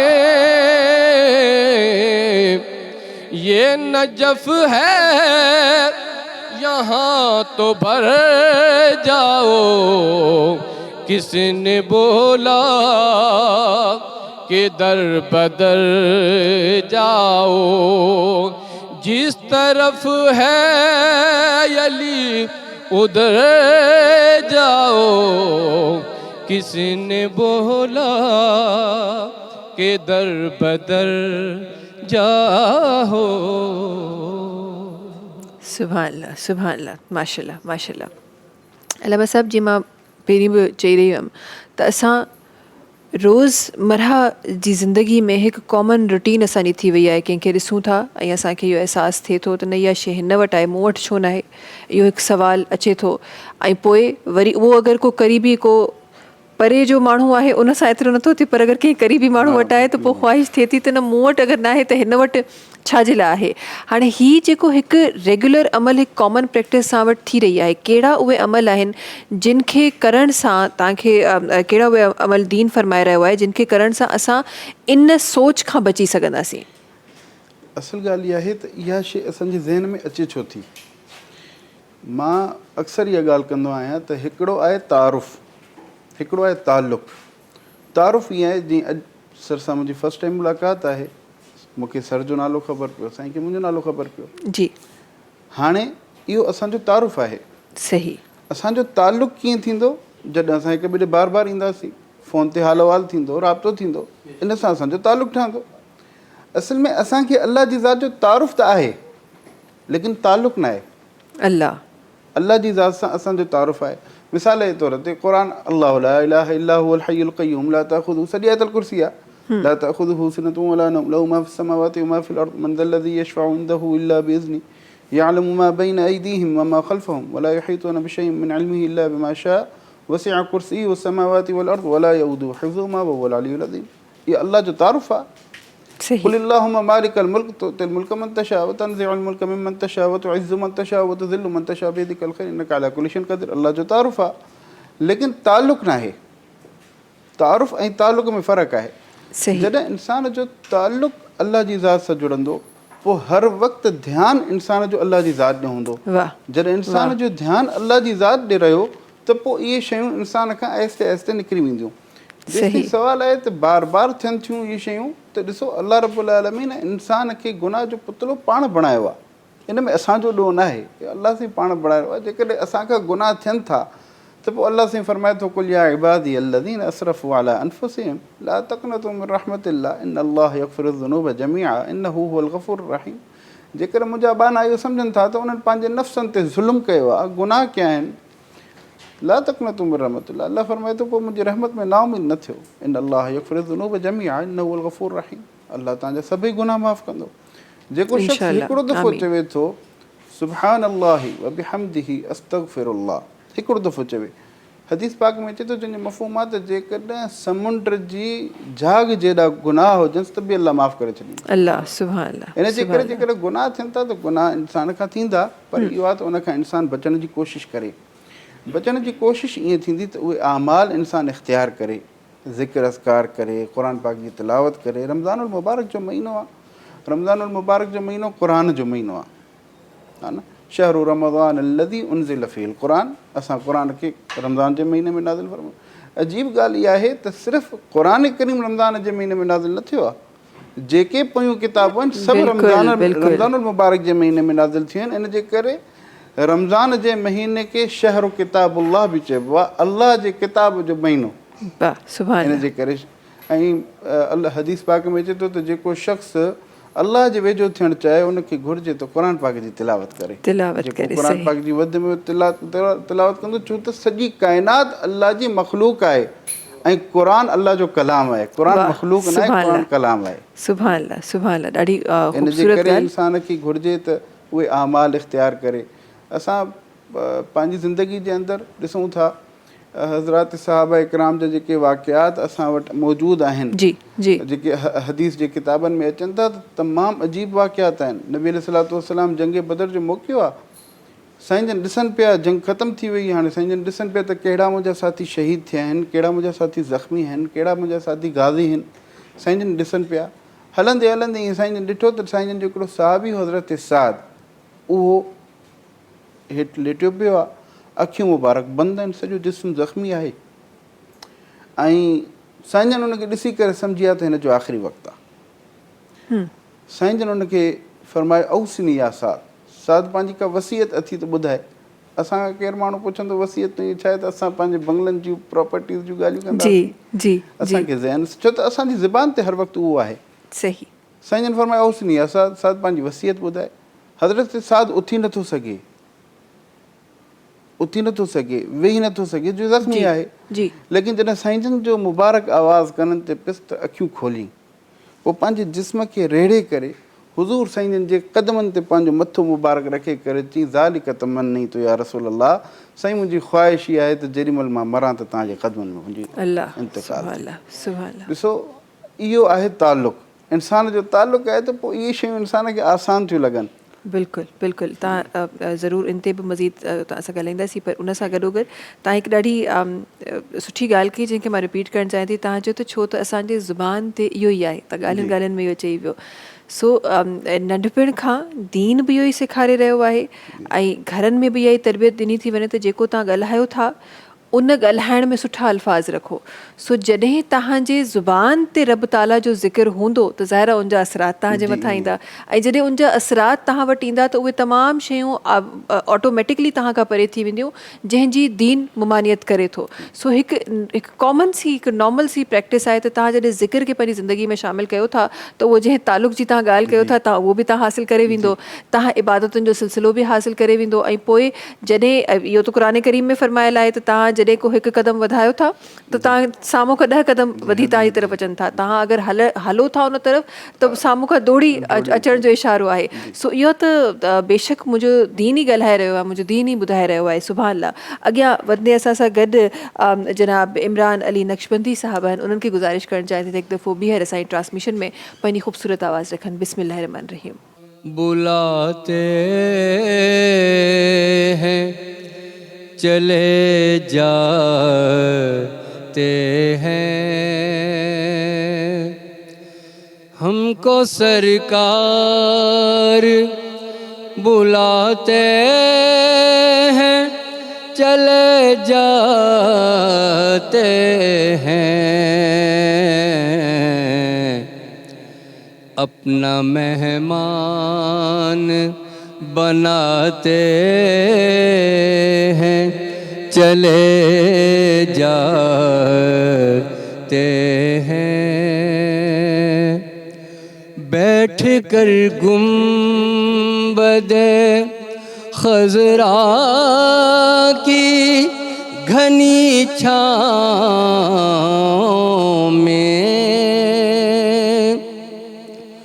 बैठ कर गुंबदे खज़रा की घनी छाँव में,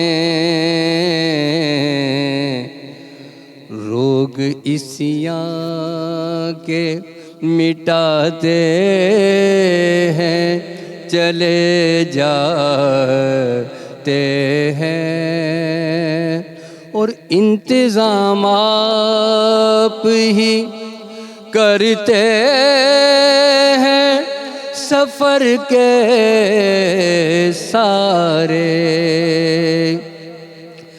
इंतज़ाम आप ही करते हैं सफ़र के सारे,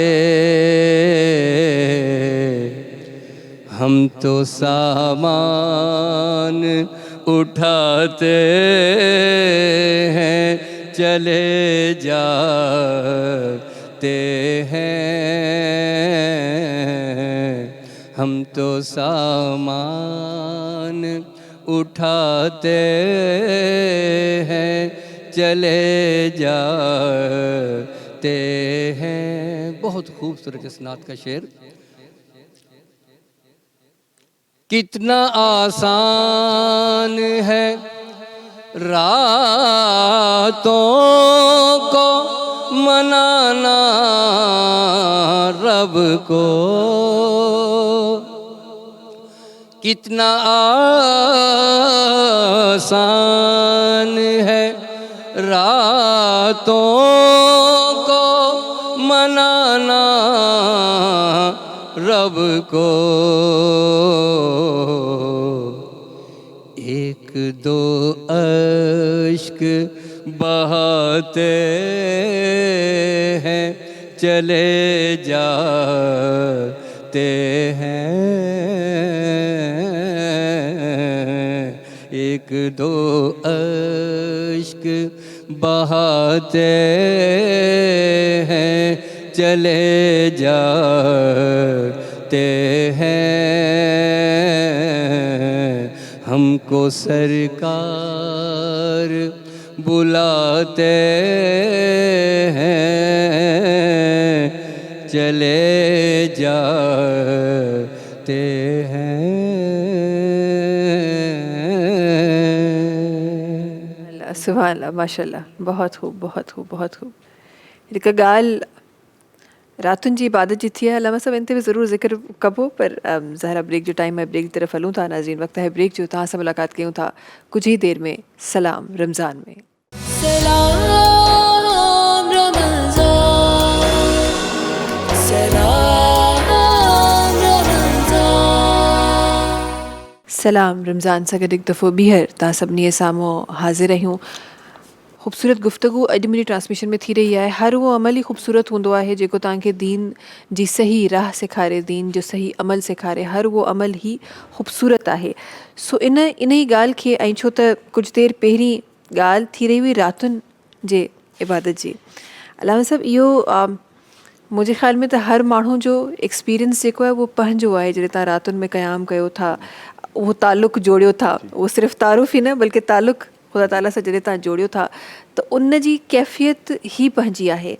दीन उन इबादत जे लाइ छा फ़रमायो आहे इहो तव्हांजे लफ़्ज़नि में ॼाणणु चाहींदमि.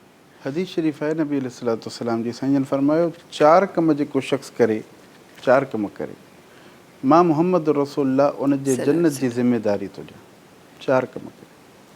सभिनी खां पहिरियों साईं फरमायो अफ़शुस सलाम सलाम खे आम कयो. किथे वञो था की कोई अचे थो उनखे सलाम कयो सलाम कयो सही. ॿियो नंबर फरमायूं वअतइमु ताम माण्हुनि खे मानी खारायो. पोइ फरमायूं वसीलुल अरहाम हीउ तमामु अहम पॉइंट आहे. वसीलुल अरहाम माना जेको अव्हां सां तोड़े थो उन सां जोड़ियो. जे अॼु असां ॾिसूं था असांजे मुआशिरे जे अंदरि रिश्तेदारियूं टुटियूं पियूं आहिनि. जी जी थोरी थोरियुनि ॻाल्हियुनि ते भाइर भाइरनि जा दुश्मन पीउ पुट जो दुश्मन पुट पीउ जो दुश्मन. लामा साहिबु तव्हां त थोरी थोरी ॻाल्हियुनि जी ॻाल्हि कयो पिया माज़रत थोरी थोरी ॻाल्हियुनि जी ॻाल्हि कयो पिया. मूं त इहो बि ॾिठो आहे त छो त असां वधीक बहितर थोरी सी ज़िंदगी गुज़ारे रहिया आहियूं त ॿियो केरु ॾिसी न वठे तंहिं करे असां तालुक़ तोड़े छॾियो आहे. जी नॉर्मली इहो ई थी रहियो आहे असां केतिरो कमायूं पिया ॿिए खे ख़बर न पए तंहिं करे असांखे तालुक़ तोड़े छॾिणो आहे. इन्हनि ॻाल्हियुनि तां असां पंहिंजे प्यारनि सां तालुक़ तोड़ियूं था. बेसिकली ॾिसो अल्लाह रब्बुल आलमीन हिकिड़ो औलाद खे ऐं माल खे फितनो चयो आहे. अव्हां जो औलाद ऐं अव्हां जो माल फितनो आहे. इन जे करे इन ॿिनि शयुनि जे करे जहिड़ा ज़रूरु थींदा लेकिन उन खां बचण जी ज़रूरत बि आहे. ॿियो हदीस शरीफ़ मां बयानु कयां पियो त साईं जन फरमायो टियों उहो शख़्स आहे जेको तोड़े उन सां जोड़े वसीलुल अरहाम. चोथों आहे वसल्लू बिल्लैल वन्नासु नियाम जॾहिं सॼी दुनिया सुम्ही पई हुजे अव्हां उथी करे अल्लाह जे साम्हूं बीह करे दुआऊं घुरो. हदीस शरीफ़ में अचे थो साईं जन फरमायो मन क़ाम रमज़ान ईमानन व इहतिसाबन गुफ़िर लहू मा तक़द्दम मिन ज़ंबी. रमज़ान जे महीने में जेको शख़्स राति जो बीह करे अल्लाह जे साम्हूं इबादत थो करे क़याम थो करे फरमायो रसूलुल्लाह सल्लल्लाहु अलैहि वसल्लम अल्लाह उन जी ज़िंदगी जा हड़ई गुनाह माफ़ करे छॾींदो. इन जे करे रातुनि जो उथी करे तहजुद जी जेकी निमाज़ आहे नबी अलैहिस्सलाम फरमायो त जेकॾहिं मूंखे ख़ौफ़ न हुजे पंहिंजी उम्मत जो छो त असां जहिड़ी उम्मत आहे जेकी फजर त छा ज़ोर बि नथी पढ़े असर बि नथी पढ़े. अल्लाह साईं माफ़ फरमाए ऐं अल्लाह साईं हिन जी तौफ़ीक़ अता फरमाए त पंहिंजो नमाज़ुनि जी पाबंदी कजे. त साईं जन फरमायो जेकॾहिं मूंखे ख़ौफ़ न हुजे पंहिंजी उम्मत ते त उहो परेशान थींदी. साईं जन महिरबान हुया उम्मत ते. साईं जन फरमायो इहो ख़ौफ़ न हुजे त मां तहजुद जी निमाज़ खे बि उम्मत ते फ़र्ज़ु करायां. ऐं तव्हांखे ख़बर हुजे त जेके बि नबी आया आहिनि नबियुनि ते तहजुद जी निमाज़ फ़र्ज़ु हुई. जेके बि नबी हुया उन्हनि सभिनी ते तहजुद जी निमाज़ फ़र्ज़ु हुई. सभिनी नबियुनि खे राति जो उथी करे अल्लाह जे साम्हूं बीहणो हो. इन जे करे रातुनि जी जेकी इबादत आहे हदीस शरीफ़ में अचे तो ॿ ॻोढ़ा 2 कतरा अल्लाह साईं खे ॾाढा महबूब आहिनि. हिकिड़ो अल्लाह जे डप खां वयल अखि जो कतरो जेको माण्हू अल्लाह जे ख़ौफ़ खां अल्लाह जे डप खां माण्हू दुआ घुरे थो उन दुआ जे अंदरि माण्हू जे अखि मां ॻोढ़ो वेही आयो. मुंहिंजे सल्लल्लाहु पंहिंजे पाक मोहम्मद सल्लल्लाहु अलैहि वसल्लम फरमायो अल्लाह खे वॾो महबूब आहे ऐं एॾो महबूब आहे जो इहो हिकिड़ो कतरो जहन्नम जी सॼी बाहि खे विसाइण लाइ काफ़ी आहे. अल्लाह सुभान अल्लाह. ऐं ॿियो अल्लाह जे रस्ते में वयल रत जो कतरो जेको शख़्स अल्लाह जे रस्ते में हलनि था माण्हू पोइ उन्हनि जो जेकॾहिं रत जो कतरो वेही वियो फरमायो रसूलुल्लाह सल्लल्लाहु अलैहि वसल्लम जॾहिं इहो रत जो कतरो अञा ज़मीन ते नथो किरे त अलाह हिन खे जन्नत ॾेखारे छॾींदो आहे। अल्लाह सुभान अल्लाह इन जे करे असांखे घुरिजे त रातिनि जो उथी करे रमज़ान जूं रातियूं आहिनि ऐं ॾिसो अल्लाह रब्बुल आलमीन रमज़ान जे महीने जे लाइ फरमायो अय्याम मादूदात, तमामु थोरा ॾींहं आहिनि। हाणे असां पंहिंजे ही रमज़ान ई ॾिसूं त असां चऊं पिया रमज़ान अचे पियो अचे पियो अचे पियो अचे पियो, हाणे चऊं पिया रमज़ान वञे पियो वञे पियो वञे पियो वञे पियो, हाणे आख़िरी अशरो हले पियो। पहिरियों अशरो रहमत हुयो, असां उन में छा कयोसीं इहो असांखे सोचण जी ज़रूरत आहे। ॿियो अशरो मग़फ़िरत हुयो, छा असां अहिड़ा अमल कयासीं जो असांजी मग़फ़िरत थी सघे। जेकॾहिं अहिड़ा अमल कया आहिनि त तमामु बहितर, जेकॾहिं न कया आहिनि त उन ते सोचण जी ज़रूरत आहे। ऐं हीउ टियों अशरो आहे, इहो जहन्नम खां निजात जो अशरो आहे। हिन अशरे जे अंदरि घुरिजे माण्हुनि खे त रातिनि जो उथी करे कोशिशि कनि त इस्तिग़फ़ार ॾाढी कजे, अल्लाहुम्मा अजिरना मिनन नार इहो सुठो पढ़िजे, ऐं ला इलाहा इल्लल्लाह जी कसरत कजे, कलमे पाक जी कसरत कजे, दुरूद शरीफ़ जी कसरत कजे। हदीस शरीफ़ में अचे थो जेको शख़्स 50 दफ़ा रोज़ नबी अलैहिस्सलातु वस्सलाम जी ज़ात ते दुरूद शरीफ़ पढ़ंदो, क़यामत जे ॾींहुं साईं जन हुन सां हथु मिलाईंदा। अल्लाह सुभान अल्लाह सुभान अल्लाह, साईं जन हुन सां हथु मिलाईंदा। हाणे इहो 50 दफ़ा जेकर करे ऐं जेकर को 100 दफ़ा करे, 100 दफ़ा करे, जेकर को 300 दफ़ा करे, फरमायो जेतिरा दफ़ा तव्हां नबी अलैहिस्सलातु वस्सलाम जन ते दुरूद शरीफ़ पढ़ो था ओतिरा दफ़ा साईं जन तव्हांखे उन दुरूद जो जवाबु ॾींदा आहिनि। इन जे करे दुरूद शरीफ़ जी कसरत कजे। इहे आमाल आहिनि, आमाल सां माण्हू जुड़ियल हूंदो त अमल सां ज़िंदगी आहे। बेशक इंसान जी ज़िंदगी अमल सां जुड़ियल आहे। अल्लाह रब्बुल आलमीन खे अमल पसंदि आहे। ऐं अमल जे अंदरि सभिनी खां बहितरीनु जेकी शइ आहे उहा नियत आहे। हा, नियतुल मोमिन खैरुम मिन अमली, मोमिन जी जेकी नियत आहे उहा उनजे अमल खां बहितर आहे। इन जे करे नियत बि साफ़ हुजणु घुरिजे, घुरिजे त इबादत कजे।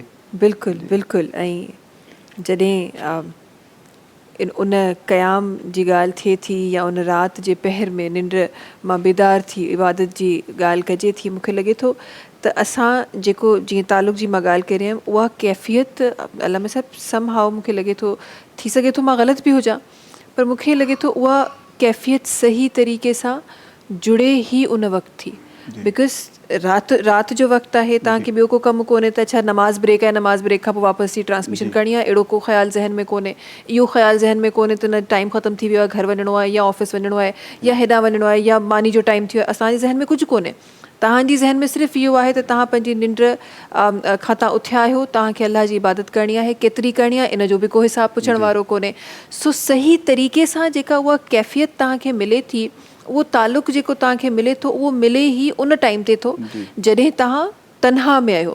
रोज़े जी ॻाल्हि कजे, अक्सर असां हिन बारे में असां डिस्कस बि कंदा आहियूं त जॾहिं तव्हां रोज़े जी ॻाल्हि कयो था त जॾहिं ख़ुदा ताला फरमाइनि था त रोज़ो मुंहिंजे लाइ आहे, उन खे बि मुंहिंजे लाइ छो आहे, छो त इहा हिकु अहिड़ी इबादत आहे जेका तव्हांजे रब ताला जे विच में आहे। मां ज़ुबान सां चवां थी मुंहिंजो रोज़ो आहे, पर उनखे मां चाहियां त मां लिकाए खाई बि अची वञा, कंहिंखे कहिड़ी ख़बर, पर छो त रब जी रज़ा जे लाइ मां इहो रोज़ो रखियो आहे, रब जे ऐं सिर्फ़ु रब ई इन जी असलियत ॼाणे थो।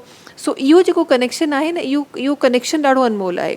ऐं इहो तव्हां तॾहिं ई सम्झी सघो था तव्हां जी ॻाल्हि वांगुरु त जेसिताईं तव्हां अमली तौर ते नियत तव्हांजी जेका आहे उहा उन नियत सां तव्हां उन जॻह ते मौजूदु हुजो, उन नियत सां तव्हां उन शइ खे अपनाए सघो, तॾहिं ई तव्हां उनखे अमली तौर ते हासिल बि करे सघो था। इंशाल्लाह मज़ीद इन ते ज़रूरु गुफ़्तगू थींदी। असां सां गॾु मुलाज़िम हुसैन सुल्तानी साहब तशरीफ़ फरमा आहिनि। हिन हिसे में उन्हनि खे गुज़ारिश करणु चाहींदे त पंहिंजी ख़ूबसूरत आवाज़ रखनि। बिस्मिल्लाहिर्रहमानिर्रहीम। तुम्हारे हैं किस्मत ये हमारी है, क्या पेश करूं तुझको, क्या शान तुम्हारी है, क्या पेशी करूं तुझको, क्या शान तुम्हारी है। गो लाख बुरे हैं हमें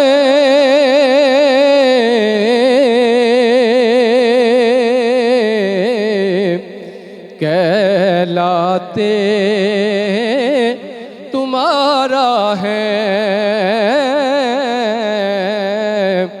کہلاتے تمہارا ہے، ایک نظر کرم کرنا،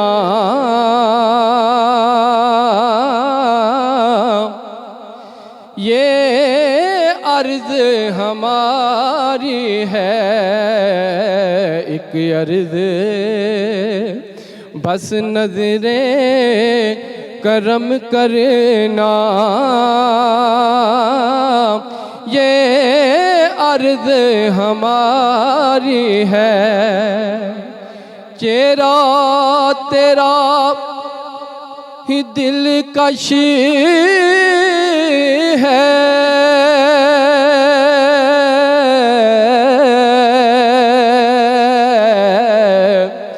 صورت تیری پیاری ہے، تیرا دلکش ہے،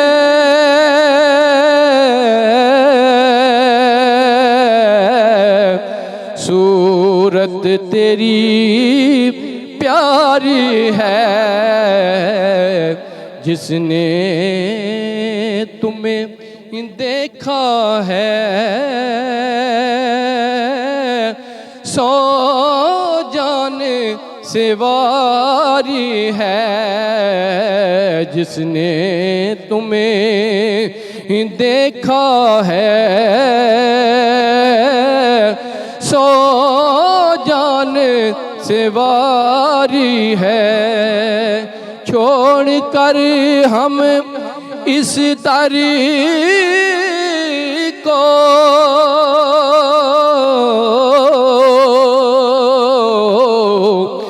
جائیں تو کہاں جائیں،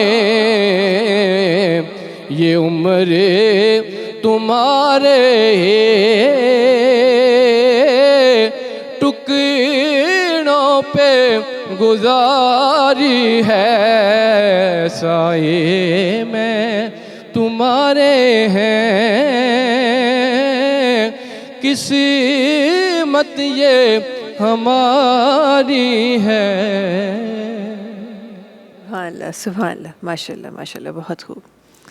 علامہ صاحب جॾहिं मां छो त असां हसद जो बि ज़िक्र गॾो गॾु करे रहिया आहियूं، जॾहिं मां हसद जी ॻाल्हि ॾिसां थी त नज़र ईअं अचे थो जीअं असां फ़रमाए रहियासीं शयुनि खां बि थी सघे थो, ख़ूबसूरती सां बि थी सघे थो, सूंहं खां बि थी सघे थो, खोड़ सारियुनि शयुनि सां हसद थी सघे थो, ऐं जंहिंखे दीन में पसंदि न फ़रमायो वियो आहे इन जो बि ज़िक्र असां करे चुका आहियूं।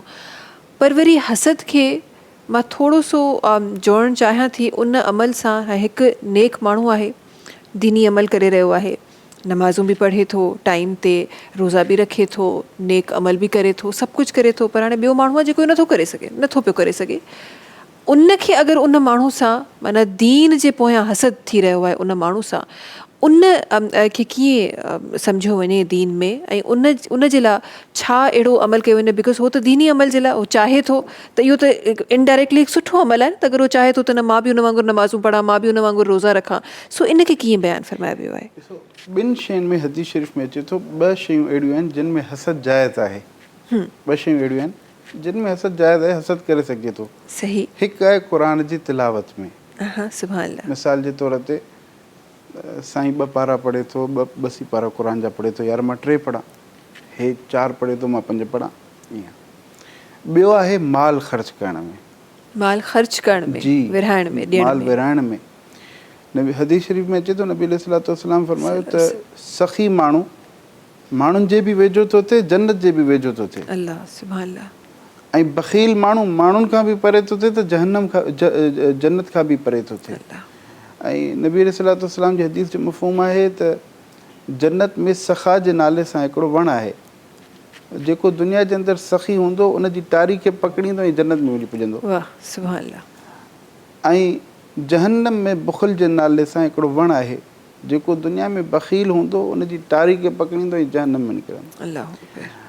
अॼुकल्ह असां ॾिसूं था त रमज़ानुल मुबारक जो महीनो बि अल्हम्दुलिल्लाह हले थो, असां वटि वधि में वधि जेको बुख़ल थिए थो न, उहो माण्हू घर में बुख़ल कंदा, ॿाहिरि सख़ी आहिनि, ॿाहिरि सख़ी आहिनि, ॿाहिरि खुलो पैसो हलाईंदा, घर जे अंदरि पंहिंजे घर भातियुनि सां, पंहिंजे जेकॾहिं घरवारी आहे त घरवारी सां, औलाद आहे त औलाद सां, माउ पीउ आहे त माउ पीउ सां इंसानु बुख़ल ॾाढो थो करे। हालांकि हदीस शरीफ़ में अचे थो त हिकु मर्द खे सभिनी खां वधीक माल ख़र्च करण जो अजुर तॾहिं थो मिले जॾहिं पंहिंजी घरवारी ते ख़र्च करे। बेशक बेशक। ऐं हदीस शरीफ़ में अचे थो त तव्हां ऐं तव्हांजो माल तव्हांजे वालदेन जो आहियो, तव्हां ऐं तव्हांजो माल तव्हांजे वालदेन जो आहे। उन्हनि खे जीअं वणे उनखे ख़र्च कनि, तव्हां उनखे मना नथा करे सघो। सही सही। इन जे करे ॿिनि शयुनि जे अंदरि बुख़ल करे हसद करे सघिजे थो। हिकिड़ो त नेक अमल जे लाइ माण्हू हसद करे सघे थो, ऐं ॿियो माल ख़र्च करण जे लाइ माण्हू हसद करे सघे थो। इन ॿिनि शयुनि में हसद जाइज़ आहे ऐं इनशाला इन जो अजुर बि मिलंदो इनशाला इनशाला। ऐं अहिड़ियूं अच्छा हिकु ॿिया उहा ई ॻाल्हि वरी नियत ते अची वई जॾहिं त असां अमलनि जी ॻाल्हि कंदा आहियूं, माल ख़र्च करण जी या इबादतुनि जी ॻाल्हि कंदा आहियूं, त इन में बि दीन ते डिफरेंट ज़ाहिर टीचिंग्स आहिनि, डिफरेंट उलमा कराम डिफरेंट तरीक़े सां उनखे बयानु कयो आहे। हिकु दफ़ो तव्हांजे लफ़्ज़नि सां मां ॿुधणु चाहियां थी, हिकु माण्हू जेको खोले खोले माल ख़र्च करे रहियो आहे, असांखे नज़र अची रहियो आहे त उहो करे रहियो आहे, जेके इबादतूं नमाज़ूं क़ुरान सभु कुझु करे रहियो आहे, उनजो हिकु रूटीन आहे जेको हर रोज़ हलंदो आहे, पर उनजो माल जीअं असांखे हुकुम आहे त तव्हां हिकु हथ सां ॾियो त ॿिए हथ खे ख़बर ई न पए, असां वटि इहो हुकुम आहे, पर हीअ त सभिनी खे ॾेखारे करे रहियो आहे। इन जे लाइ दीन छा फरमाए थो? हदीस शरीफ़ में अचे थो, साईं जन फरमायो इन्नमल अमालु बिन्नियात, अमाल जो दारोमदार नियतुनि ते आहे। मिसाल जे तौर ते हिकिड़ो माण्हू सरे आम ख़र्च करे थो, पर नियत इहा न आहे त माण्हू ॾिसनि वाह वाह थिए, इनखे अजुर मिलंदो। ऐं जेकॾहिं नियत इहा अथसि त मूंखे ॾिसी करे ॿिया माण्हू बि इन मां असरु वठनि ऐं उहे बि कनि त इन जो अजुर मिलंदो।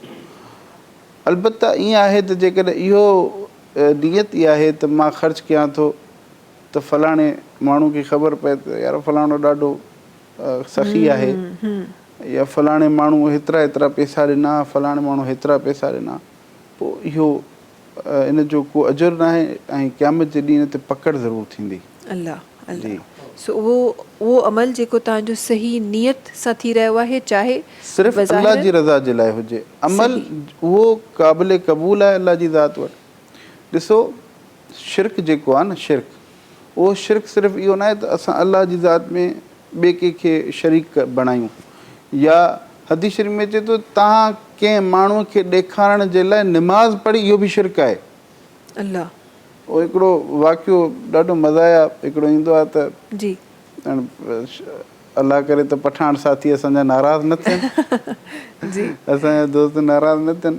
हिकिड़ो हाजी साहिबु उमरा करे आयो, हज करे आयो, पोइ 7 हज कई, पोइ उन नमाज़ पढ़े पियो त हिकिड़ो गॾु अमरा बीठो, वो चए पे तुम्हें पता है ये जो हाजी साहब हैं ये 5 वक्त के पाबंद नमाजी हैं और ये तहज्जुद भी पढ़ते हैं, इतने इतने पैसे भी देते हैं, तो नमाज छड़े करे चीज़ इसको बताओ हम हाजी भी है। अहिड़ी ॻाल्हि न हुजे, ईअं न हुजे, अमल महज़ अल्लाह जी रज़ा जे लाइ हुजे। शिरक अल्लाह खे नापसंदि आहे। को शख़्स जेकॾहिं दुनिया जे अंदरां ज़र्रे बराबरि बि शिरक खणी वियो त उनजा सभु अमल बेकार आहिनि। ऐं अल्लाह फरमायो त मां हर गुनाह जी माफ़ी ॾेई सघां थो, हर गुनाह जी माफ़ी ॾींदुसि, लेकिन शिरक जी माफ़ी न आहे। शिरक जी माफ़ी अल्लाह जी ज़ात वटि शिरक जी माफ़ी न आहे। बेशक बेशक बेशक त ईअं ई आहे। ऐं शिरक जीअं तव्हां चयो त सिर्फ़ु इहो न आहे, त असांखे इहो बि अलामा साहिबु हिन वक़्तु इन ते बि गुफ़्तगू करण जी इलाही ज़रूरत आहे त शिरक सिर्फ़ु इहो न आहे, तव्हां ज़ुबान सां त चयो था त अलाह हिकु आहे, पर उन खां पोइ अगरि उनजे टीचिंग से नथा हलो, उनजे चवण ते नथा हलो ऐं खोड़ सारा अहिड़ा अमल कयो था जेके शिरक में शुमार थियनि था, त उहे बि उहे ई अमल आहिनि जेके माज़रत सां पर जेके पहिरीं वारनि उन्हनि माण्हुनि कया जिन कलमो न पढ़ियो। सो असां इंटेंशनली या अनइंटेंशनली असां उहे कमु करे रहिया आहियूं। हिकु ॾाढी कॉमन सेइंग्स आहिनि न त असां रब खे त मञूं था पर रब जी नथा मञूं, असां नबी करीम सल्लल्लाहु अलैहि वसल्लम खे त मञूं था पर उन्हनि जी नथा मञूं। सो हिन वक़्तु मुआशिरो बिल्कुलु ईअं ई आहे, मञूं असां बिल्कुलु था, असांखे ख़बर बि आहे, असां ईमान बि आणियूं था, पर जेके जेके असांखे तरीक़ा असांखे अमल ॿुधाया विया आहिनि असां उन्हनि तरफ़ न वञी रहिया आहियूं, तॾहिं त इहे शयूं असांजी ज़िंदगीअ में शुमार थी वियूं आहिनि। बिल्कुलु ईअं आहे। असल में छा आहे त ॾिसो असां वटि हिकिड़ो त इहो पहलू इंसाननि जे अंदरि ॾाढो थी वियो आहे त पंहिंजी वाह वाह हुजे, हिकिड़ो इहो त पंहिंजी वाह वाह हुजे, मुंहिंजी हर जॻह ते वाह वाह हुजे। ऐं मूंखे माण्हू निमाज़ी बि चवनि, रोज़ेदार बि चवनि, इहो अमल जेको आहे इहो अलाह खे नापसंदि आहे। ॿी ॻाल्हि इहा त जीअं तव्हां चयो त अलाह खे त मञूं था, अलाह जी नथा मञूं, त ॻाल्हि उते ई अची वई जितां मूं शुरू कई त हिकिड़ो आहे तारुफ़ ऐं ॿियो आहे ताल्लुक़। जी त तारुफ़ त आहे लेकिन ताल्लुक़ न आहे। असांखे ताल्लुक़ तॾहिं नसीबु थींदो जॾहिं बार बार अलाह जी ॻाल्हि कंदासीं। हिकिड़ो जुनैद जमशेद मरहूम जो अमां नालो ॿुधो हूंदो, सभिनी बहितरीनु नातख़्वान हो। उहो चए पियो त जॾहिं मां मौलाना तारिक जमील साहिब जन वटि वियो हुउसि, मां मौलाना तारिक जमील खे चयो त साईं मूंखे दिलि में सुकून न आहे। मौलाना चयसि तोखे गोॾे में सूरु आहे लेकिन तूं बाम मथे में थो हणे, तोखे गोॾे में सूरु आहे तूं बाम मथे में थो हणे। तुंहिंजो इलाजु उहो न आहे जेको तूं इलाजु करें थो। जंहिं जॻह ते तूं आहीं, जंहिं शयुनि मां तूं, मिसाल जे तौर ते असां सुकून छा में था ॻोल्हियूं? असां सुकून ॻोल्हियूं था वॾे घर में, असां सुकून ॻोल्हियूं था वॾी गाॾीअ में, असां सुकून ॻोल्हियूं था बैंक बैलेंस में, असां सुकून ॻोल्हियूं था दुनियावी असबाब में, लेकिन दुनियावी असबाब में सुकून न आहे। अल्लाह रब्बुल आलमीन फरमायो अला बिज़िक्रिल्लाहि तत्मइन्नुल क़ुलूब, तव्हांजे दिलनि जो सुकून अल्लाह जे ज़िक्र में आहे। वाह सुभान अल्लाह। जेको शख़्स अल्लाह जो ज़िक्र कंदो रहंदो उनखे दिलि जो सुकून, दिलि जो इत्मीनान मिलंदो। ऐं दिलि जो सुकून ऐं इत्मीनान, अॼु तव्हां ॾिसो असां वटि माण्हू साइकोसिस जा पेशेंट्स थी विया आहिनि, डिप्रेशन, एंज़ाइटी हद खां वधीक वधी वई आहे। इन जी वजह छा आहे? वजह इहा आहे त असांजी जेकी दिलि जी लू आहे उहा अलाह सां न आहे लॻल। असां पंहिंजे दुनियावी असबाब जे अंदरि त असां दिलि लॻई आहे, आमाल जे अंदरि दिलि न आहे लॻल। दिलि जॾहिं असबाब तां हटी करे आमाल जी तरफ़ ईंदो न त पोइ इनशाला सभु शयूं आसान थी वेंदियूं। बेशक इन ई ॻाल्हि खे वरी जॾहिं मां, तव्हां जीअं डिप्रेशन जी ॻाल्हि कई, इन ई ॻाल्हि खे वरी जॾहिं मां हसद सां जोड़ियां थी त मूंखे उहो ई पहलू नज़र अचे थो त जेको डिप्रेशन जी तव्हां ॻाल्हि कई, असांखे डिप्रेशन छो आहे? हिन वक़्तु अगरि तव्हां मुआशिरे में ॾिसो त असांखे उहे माण्हू मिलंदा जेके डिप्रेशन जा छो शिकार आहिनि, छो त उन्हनि वटि उहे शयूं न आहिनि जेके साम्हूं वारनि वटि आहिनि। ऐं उहे नेमतूं जेके ख़ुदा ताला अगरि ॿिए कंहिंखे ॾिनियूं आहिनि उहे तव्हां वटि मौजूदु न आहिनि, त तव्हां वटि शायदि इन खां वधीक ॿियूं नेमतूं हुजनि, अमलनि जूं नेमतूं, जिन जो को नेमल बदन ई कोन्हे, त उहे कहिड़ी ख़बर त उहे तव्हां वटि उहे नेमतूं हुजनि, पर तव्हां उन्हनि नेमतुनि खे ठुकराए तव्हां उन्हनि नेमतुनि जी तरफ़ ॾिसो था जेके दुनियावी नेमतूं आहिनि। दुनिया बेशक तफ़ानी आहे, रहणी रब जी ज़ात आहे, ऐं असां दुनियावी शयुनि में लॻंदासीं त उहो कुझु देरि जी ख़ुशी हूंदी, उहो सुकून न हूंदो। कुझु देरि जी हिकु आर्टिफिशियल ख़ुशी हूंदी जेके कंहिं बि शइ सां तव्हांखे मिलंदी ऐं उहा ख़तमु थी वेंदी, छो त दुनिया फ़ानी आहे। रब जी ज़ात ई आहे जेका हमेशह रहणी आहे। सो उन रब सां जॾहिं तालुक़ु जुड़े थो त ज़ाहिर आहे उन रब सां जंहिं ॾींहुं तव्हांजो तालुक़ु जुड़े थो उन ॾींहुं तमामु दुनियावी जेके अमल आहिनि उन्हनि खां तव्हां परे थियो था, उन्हनि तमामु अमलनि खां परे थियो था जेके दीन इस्लाम जी टीचिंग्स में जिन जी मुमानियत आहे, जिन खे न करिणो आहे, ऐं उन्हनि अमलनि जी तरफ़ तव्हां वञो था जंहिंजे लाइ असांखे बार बार ॿुधायो वियो आहे ऐं बार बार करण जी ताक़ीद कई वई आहे। अॻियां वधाईंदासीं ट्रांसमिशन खे, ऐं वक़्तु हिते ब्रेक जो आहे। ट्रांसमिशन में तव्हां सां मुलाक़ात कंदासीं कुझु ई देरि में सलाम रमज़ान में। सलाम रमज़ान, सलाम रमज़ान। सलाम रमज़ान सां गॾु हिकु दफ़ो ॿीहर तव्हां सभिनी जे साम्हूं हाज़िर आहियूं। ट्रांसमिशन में कुझु ॿियनि साथियुनि असांखे जॉइन कयो आहे, ॿिनि ख़ूबसूरत आवाज़नि ट्रांसमिशन में असांखे जॉइन कयो आहे। असां सां गॾु फ़िरोज़ा सिद्दीक़ साहिब आहिनि जिन असांखे जॉइन कयो आहे, गॾोगॾु असां सां गॾु इर्शा वारसी साहिब आहिनि जिन असांखे जॉइन कयो आहे। अल्हम्दुलिल्लाह ज़िक्र त ॾाढो ख़ूबसूरत हली रहियो आहे ऐं ख़ूबसूरत ॻाल्हियुनि खे असां अपनाइण जी, सिखण जी, अमली तौर ते उन्हनि खे करण जी कोशिशि करे रहिया आहियूं, पर उन सां गॾोगॾु मां चाहियां थी उन्हनि जूं आवाज़ूं बि शामिलु थियनि। फ़िरोज़ा सिद्दीक़ साहिब सां गॾु तशरीफ़ फरमायो, उन्हनि खे गुज़ारिश करणु चाहियां त पंहिंजी ख़ूबसूरत आवाज़ ट्रांसमिशन में रखनि। बिस्मिल्लाहिर्रहमानिर्रहीम। अब मेरी निगाहों में जचता नहीं कोई, अब मेरी निगाहों में जचता नहीं कोई, जैसे मेरे सरकार हैं, जैसे मेरे सरकार हैं, वैसा नहीं कोई, जैसे मेरे सरकार हैं। کہ ارباب نظر کو کوئی ایسا نہ ملے گا. ارے بندے تو بہت مل جائیں گے آقا نہ ملے گا. تاریخ اگر ڈھونڈے گی ثانی محمد، ثانی تو بڑی چیز ہے سایہ نہ ملے گا. کہ تم سا تو ہنسی آنکھ نے دیکھا ہی نہیں ہے، یہ شان لطافت ہے کہ یہ شان لطافت ہے.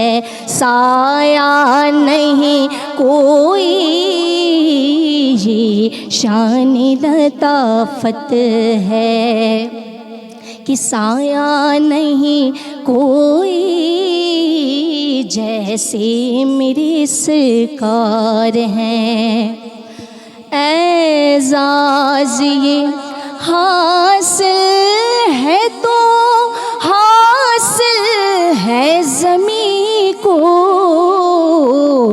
اعزاز یہ حاصل ہے تو حاصل ہے زمین کو، اعزاز یہ حاصل ہے تو حاصل ہے زمین کو. افلاک میں تو گنبدے، افلاک پہ تو گنبدے خضرا نہیں کوئی، افلاک پہ تو گنبدے خضرا نہیں کوئی جیسے میرے سرکار ہیں ویسا نہیں کوئی جیسے میرے سرکار ہیں. سبحان اللہ سبحان اللہ، ماشاء اللہ، بہت خوب بہت خوب. نبی کریم صلی اللہ علیہ وسلم پاण سگورن جی ॻाल्हि कजे थी त ईअं लॻे थो त पाण सगोरन जी सॼी ज़िंदगी मुबारका उन्हनि जेको जेको असांखे सेखारियो आहे, जेको जेको ॿुधायो आहे, जेको जेको कयो आहे, उहा ईअं अखियुनि जे अॻियां अची थी वञे. ऐं पोइ अलामा साहिबु हिकु आम इंसान जी सोच आहे, हिकु आम मुसलमान जी सोच आहे. त असां त जॾहिं हिस्ट्री में ॾिसूं था, हिस्ट्री पढ़ूं था, इस्लाम जो जेको इनिशियल दौरु आहे उन में जॾहिं असां ॾिसूं था त असांखे वॾा वॾा साहिबा किराम, नबी करीम सल्लल्लाहु अलैहि वसल्लम जी त उन्हनि जी आल जी तो ख़ाक बराबरि बि असां न आहियूं, पर वॾनि वॾनि साहिबा किराम खे ॾिठोसीं असां, वॾा वॾा उन्हनि एॾा ख़ूबसूरत अमल कया, एतिरो कुझु दीन जे हर क़दम जॾहिं क़दम बि खयनि, साह बि खयनि त उन में बि दीन जी रज़ा शामिलु हुई. अॼोको इंसान जॾहिं नज़र अचे थो, पंहिंजे पाण खे जॾहिं ॾिसे थो, कॾहिं कॾहिं मां सोचींदी आहियां त असां चवण जे लाइ त मुसलमान पंहिंजे पाण खे चवरायूं था, सही मुसलमान त उहे तमामु असहाबा कराम हुआ न, जेके हर क़दम जॾहिं खणंदा हुआ त उन में अलाह जी रज़ा शामिलु हुई, हर अमल जेको कंदा हुआ उन में रब जी रज़ा शामिलु हूंदी हुई. बिल्कुलु ईअं आहे. असां त हिन वक़्तु पाण सिर्फ़ु पंहिंजे पाण खे ॾिसी रहिया आहियूं. जी असल में ईअं आहे त रसूलुल्लाह सल्लल्लाहु अलैहि वसल्लम चूंकि जहिड़ो उस्तादु हूंदो आहे शागिर्द ओड़ा हूंदा आहिनि. बेशक. सुभान अल्लाह. सहाबा जो उस्तादु नबी अलैहिस्सलातु वस्सलाम हुया. सुभान अल्लाह. इन जे करे हज़रात सहाबा इकराम रज़ियल्लाहु ताला अलैहि मजमईन खे बाक़ी ज़िंदगी गुज़ारणु तमामु आसान थी वई, छो त हुननि ॾिठो रसूलुल्लाह सल्लल्लाहु अलैहि वसल्लम खे, साईं जी ज़ियारत कई. ऐं हक़ीक़तन ईअं आहे त उहो दौरु ॾाढो ॾुखियो हो, ॾाढो ॾुखियो दौरु हो. हज़रात सहाबा इकराम रज़ियल्लाहु ताला अलैहि मजमईन खे जेके तकलीफ़ूं आयूं आहिनि, किताब ऐं तारीख़ उन्हनि सां भरियल आहे. हज़रत बिलाल हबशी रज़ी अल्लाह ताला नबी अलैहिस्सलातु वस्सलाम जा बाद में मुअज़्ज़िन बणिया, लेकिन उन्हनि खे उन्हनि जे सीने ते पथर जी हिकिड़ी वॾी छिप रखे छॾींदा हुआ त चुरी न सघे, ऐं चवंदा हुआ त या इन हाल में मरी वञ या मोहम्मद रसूलुल्लाह जे दीन खे छॾे ॾे. पर हज़रत बिलाल उन हालत में बि चवंदो अहद अहद, महबूद मुंहिंजो हिकिड़ो ई आहे ऐं मां रसूलुल्लाह सल्लल्लाहु अलैहि वसल्लम सां बेवफ़ाई नथो करे सघां. जॾहिं हज़रत बिलाल हबशी रज़ी अलाह ताला खां पुछियो वेंदो हो त बिलाल पोइ तुंहिंजो अलाह तुंहिंजी मदद छो नथो करे, चवंदा हुआ त तव्हां बि सफ़ा अजीब आहियो, जॾहिं को शख़्स ठिकर जो को थांव वठंदो आहे त उनखे खिड़काए ॾिसंदो आहे त इन में दम केतिरो आहे, पर अलाह रब्बुल आलमीन मूंखे चेक थो करे त बिलाल मूंसां वफ़ादार रहंदो बि या न। इन जे करे हज़रत बिलाल हबशी रज़ी अलाह ताला जी मुबारक ज़िंदगी हुजे, बाक़ी सहाबा इकराम जी मुबारक ज़िंदगी हुजे। उहुद जो मैदान हो, नबी अलैहिस्सलातु वस्सलाम जे सहाबी आहिनि हज़रत अनस बिन नज़र रज़ी अलाह ताला। त साहब उहुद जी जंग में नबी अलैहिस्सलातु वस्सलाम जो ॾंदु मुबारक बि शहीद थियो आहे, साईं जन ॾाढा ज़ख़्मी थिया, लेकिन हज़रत अनस बिन नज़र खे ख़बर पई त साईं जन जो ॾंदु मुबारक शहीद थियो आहे त बुख लॻियलुसि ॾाढी, पोइ हथ में खजूरूं हुअसि, पोइ डोड़ंदो हथ में खजूरूं हुयसि, पोइ डोड़ंदो रसूलुल्लाह सल्लल्लाहु अलैहि वसल्लम जी ख़िदमत में हाज़िर थियो, अची अर्ज़ु कई या रसूलल्लाह त जेकॾहिं मां शहीद थियां त पोइ मुंहिंजी मंज़िल छा हूंदी। इहो जेकॾहिं असां पंहिंजे कंहिं आम ॿार खां बि पुछंदासीं त उहो चवंदो जेकॾहिं को माण्हू अलाह जे रस्ते में शहीद थो थिए उनजो मक़ाम जन्नत आहे। सही। सहाबी सवाल छो कयो, असल में सहाबी खे रसूलुल्लाह सल्लल्लाहु अलैहि वसल्लम जे लफ़्ज़नि जो मज़ो वठिणो हो। साईं जन फरमायो अंत फिल जन्नत, पोइ तूं जन्नत में आई। हाणे इहा जॾहिं साईं जन इहे लफ़्ज़ चया त इहा माना मोहर लॻी वई हज़रत अनस बिन नज़र जी जन्नत ते। जॾहिं हज़रत अनस बिन नज़र इहे लफ़्ज़ ॿुधा त साईं जन फरमायो अंत फिल जन्नत, पोइ खजूर उछलाए करे चई या रसूलल्लाह पोइ इंशाअल्लाह जन्नत में मिलंदासीं। उतां निकिता, लड़िया, 83 घाव तीरनि ऐं तलवारुनि जा जिस्म ते हुया, 83 घाव। भेण हथ जे हे जेके पोरा हूंदा आहिनि इन्हनि मां सुञातो त मुंहिंजो भाउ आहे। अल्लाह अकबर। अजीब ॻाल्हि इहा आहे त इन हालत में जॾहिं हज़रत अनस बिन नज़र रज़ी अलाह ताला शहीद पियो थिए त चई बल्लिगू सलामी मुहम्मदन ख़ुस्तु रब्बिल काबा, फ़ुस्तु रब्बिल काबा, वञी रसूलुल्लाह सल्लल्लाहु अलैहि वसल्लम खे मुंहिंजा सलाम ॾिजो, चइजो साईं तो वारो ख़ादिम कामयाबु थी वियो, अल्लाह शहीद थिया आहिनि। असां वटि ॾुखे में ॾुखियो इहो आहे त असां मरूं, असांजे लाइ ॾुखे में ॾुखियो ज़िंदगी सां हर माण्हू खे मोहबत हूंदी आहे, लेकिन जेकॾहिं कंहिंखे अलाह सां मोहबत थी वञे त पोइ इनशाअल्लाह हुनजे लाइ ज़िंदगी का वॾी ॻाल्हि न आहे। ऐं इहा असांखे हज़रात सहाबा जी ज़िंदगी मां ख़बर पए थी। बेशक बेशक बेशक ईअं ई आहे। ऐं मां त हमेशह इन ॻाल्हि ते यकीन बि कंदी आहियां ऐं इनखे सम्झण जी कोशिशि वधि खां वधीक कंदी आहियां। ऐं जॾहिं बि अहिड़ियूं ट्रांसमिशन्स करण जो मौक़ो मिलंदो आहे त शुरूआति शायदि हिननि ट्रांसमिशन्स जी मतिलबु हिकु प्रोग्राम वांगुरु ई जीअं तव्हां अक्सर तव्हां ॿिया प्रोजेक्ट्स कयो था उअं ई शुरूआति थिए थी, पर उहा ई तव्हां वारी ॻाल्हि वांगुरु त जॾहिं ज़िक्र अचे थो त पोइ उहा कैफ़ियत पाण ई पाण थींदी थी वञे। सो असां मूंसां गॾु जेके जेके हिन ट्रांसमिशन में जिथे जिथे ट्रांसमिशन्स इन तरीक़े जूं थी रहियूं आहिनि, आई एम श्योर त उहे बि उहो तमामु शयूं महसूसु करे सघनि था जेके हिन वक़्तु मां हिन कुर्सी ते आलिमे दीन जे आलिमे दीन मां वेहंदी आहियां, बिल्कुलु इन तरीक़े सां जीअं मां जिते तमामु उलमा कराम ईंदा आहिनि उन्हनि खां कुझु पुछी सघां, उन्हनि खां कुझु सिखी सघां, तालिब इल्म जी हैसियत सां वेंदी आहियां। सो आई एम श्योर मूं समेत जेतिरा बि माण्हू ट्रांसमिशन कंदा हूंदा, मुंहिंजो ईमान त इहो थो चए त उहे बि इन ई कैफ़ियत मां गुज़रंदा हूंदा त अॼु वरी का नई ॻाल्हि सिखण लाइ मिलंदी, अॼु वरी का नई ॻाल्हि ॿुधण लाइ मिलंदी। ऐं ईअं आहिस्ता आहिस्ता दीन सां क़रीब थियण जो, रब ताला सां कुर्ब हासिलु करण जो जेको सफ़र आहे उहो आहिस्ता आहिस्ता ईअं लॻे थो त वधी रहियो आहे। जीअं इंसानु हूंदो आहे नंढो हूंदो आहे KG खां 1 2 3 ऐं हुनखे ख़बर हूंदी आहे त भई हिन साल मूंखे पास आउट करिणो आहे स्कूल। सो ईअं आहिस्ता आहिस्ता इहो सफ़र जेको आहे उहो हली रहियो आहे। अच्छा जी, अॻियां ट्रांसमिशन खे वधायूं था। असां सां गॾु इशरा वारसी साहिब आहिनि, तशरीफ़ फरमा आहिनि। उन्हनि खे गुज़ारिश करणु चाहे थी त पंहिंजी ख़ूबसूरत आवाज़ असांजी ट्रांसमिशन में रखनि। बिस्मिल्लाह रहमान रहीम। मरहबा आज चलेंगे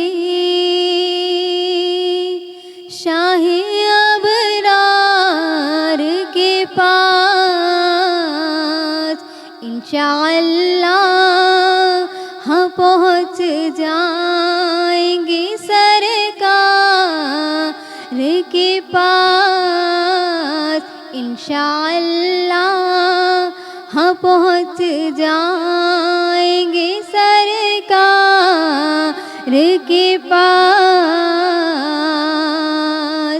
पेश करने के लिए कुछ नहीं बदकार के पास, पेश करने के लिए कुछ नहीं बदकार के पास। ढेरों असिया है गुनाहगारों के सरदार के पास, ढेरों असिया है गुनाहगारों के सरदार के पास। खूब रो रो के वहाँ गम का फसाना कहना, खूब रो रो के वहाँ गम का फसाना कहना। काफिलों आओ चले अहमद मुख्तार के पास, काफिलों आओ चले अहमद मुख्तार के पास। आँख जब गुम बदे खजरा का नजारा कर ले, आँख जब गुम बदे खजरा का नजारा कर ले, दम निकल जाए मेरा काश दरे यार के पास, दम निकल जाए मेरा काश दरे यार के पास। सर भी खम आँख भी नम शर्म से पानी पानी, सर भी गम आँख भी नम शर्म से पानी पानी।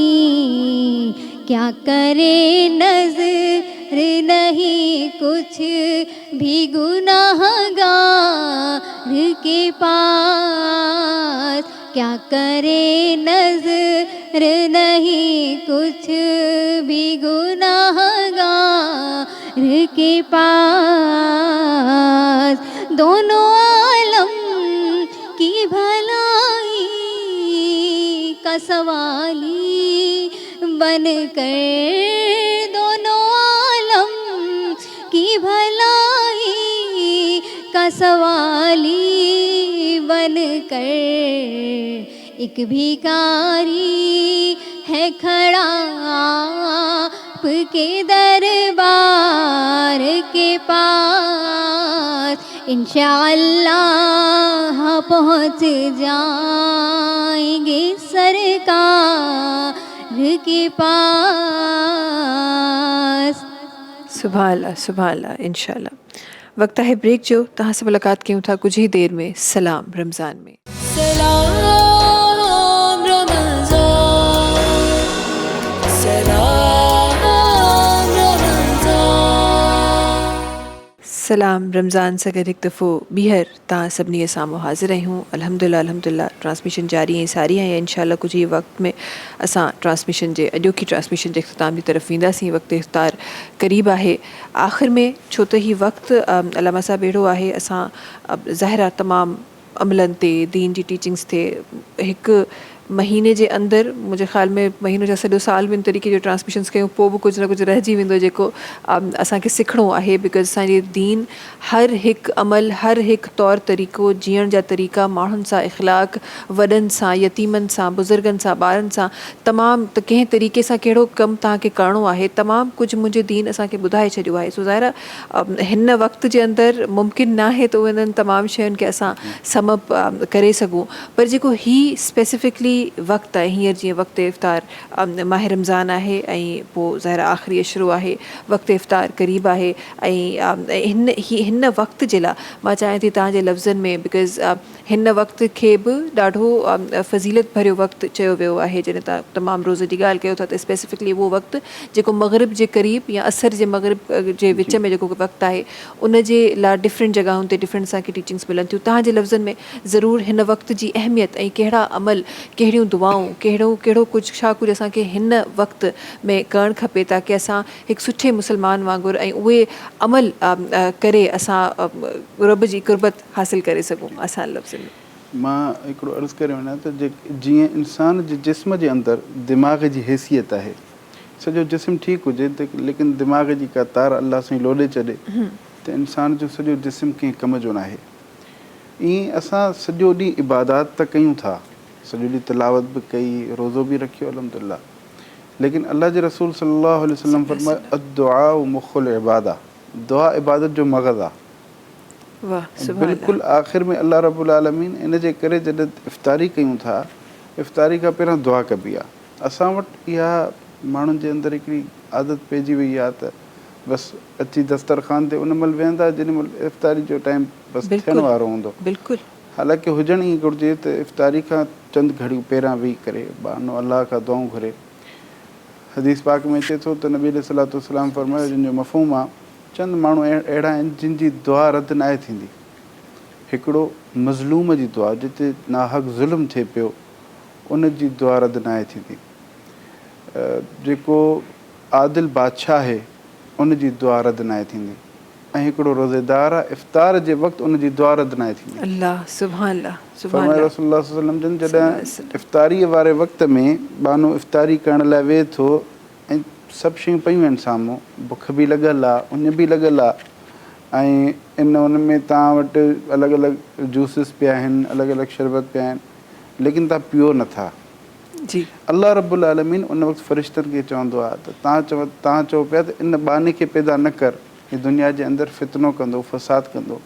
अॼु तव्हां ॾिसो हे मां रब जे डप जे करे हे हर शयूं हिन वटि दुनिया जी हर नेमत पई आहे, लेकिन खाए नथो, सिर्फ़ु इन जे करे त अल्लाह नाराज़ न थी पए.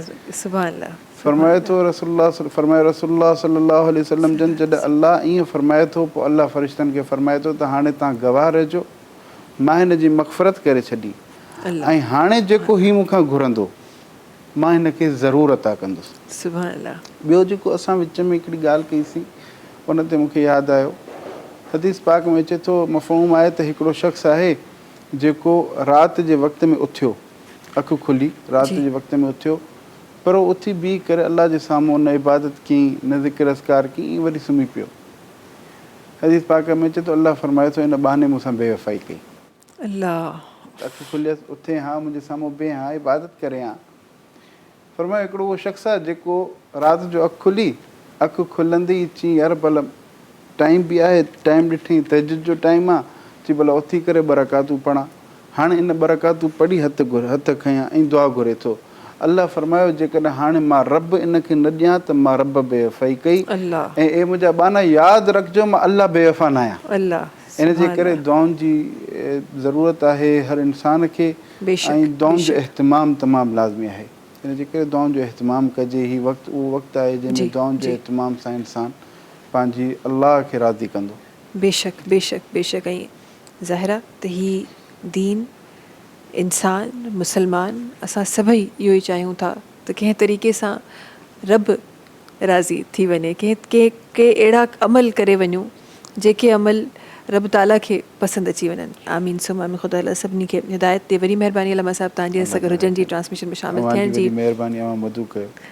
महिरबानी. अच्छा, हिन सां गॾोगॾु अरीबा इस्लाम साहिबा सां गॾु आहिनि. ट्रांसमिशन जे आख़िर में इनशाला हिननि जो आवाज़ सां शामिलु करणु लॻायूं. तव्हांजी वरी महिरबानी. इन खां पहिरीं जेतिरा नातख़्वा सां गॾु हुआ उन्हनि जी वॾी महिरबानी. तव्हांजी वरी महिरबानी. हर रोज़ असांजी ट्रांसमिशन में असांजो साथ ॾियण जी. गॾोगॾु करशी जामे श्री जो ज़िक्र कंदा हलूं. करशी जामे श्री जेको लाइफ लाइट रिफ्रेशिंग आहे, रौनक रमज़ान जूं रौनकूं वधाए रहियो आहे. करशी जामे श्री जेको ख़ालिस आहे ऐं 100% प्योर अर्कियात सां ठहियलु आहे. ऐं करशी जामे श्री जो चवणु आहे त विरहाइण सां वधंदो आहे. इनशाला कुझु ई देरि में करशी जामे श्री जे दस्तरख़ान ते तव्हां सां मुलाक़ात थींदी आहे. उनखां पोइ इनशाला सुभाणे ट्रांसमिशन में वराए सां वेंदासीं कुझु सिखण जी, कुझु पिराइण जी, कुझु सुठो इंसान थियण जी, कुझु सुठो मुसलमान थियण जी इनशाला कोशिशि कंदासीं. आख़िर में अरीबा इस्लाम साहिबा जो आवाज़ असां शामिलु कंदासीं. असांखे इजाज़त ॾींदा. इनशाला वरी सुभाणे तव्हां सां मुलाक़ात थींदी. सलाम रमज़ान में. बिस्मिल्लाह रहमान रहीम. आज इश्क मेरे नात सुनाए तो अजब क्या सुन कर वो मुझे पास बुलाए तो अजब क्या उन पर तो गुनाहगार का सब हाल खुला है उन पर तो गुनाहगार का सब हाल खुला है इस पर भी वो दामन में छुपाए तो अजब क्या आज इश्क मेरे नात सुनाए तो अजब क्या मुँह ढाँप के रखना के गुनाहगार बहुत हूँ मुँह ढाँप के रखना के गुनाहगार बहुत हूँ मुँह ढाँप के रखना के गुनाहगार बहुत हूँ मुँह ढाँप के रखना के गुनाहगार बहुत हूँ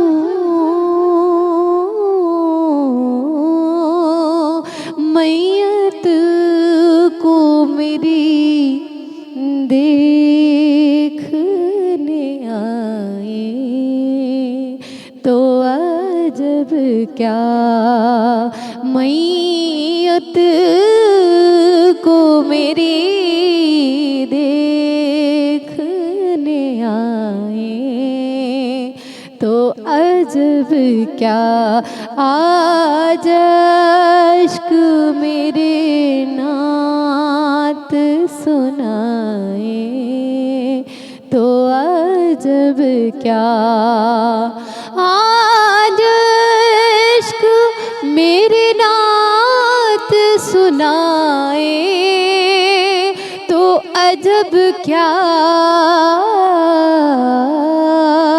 सुन कर वो कभी पास बुलाए तो अजब क्या सुन कर वो मुझे पास बुलाए तो अजब क्या अजब क्या सब्सक्राइब कयो असांजो official YouTube channel Sindh TV HD Islamic ऐं वधीक अपडेट लाइ बेल आइकन खे क्लिक करियो।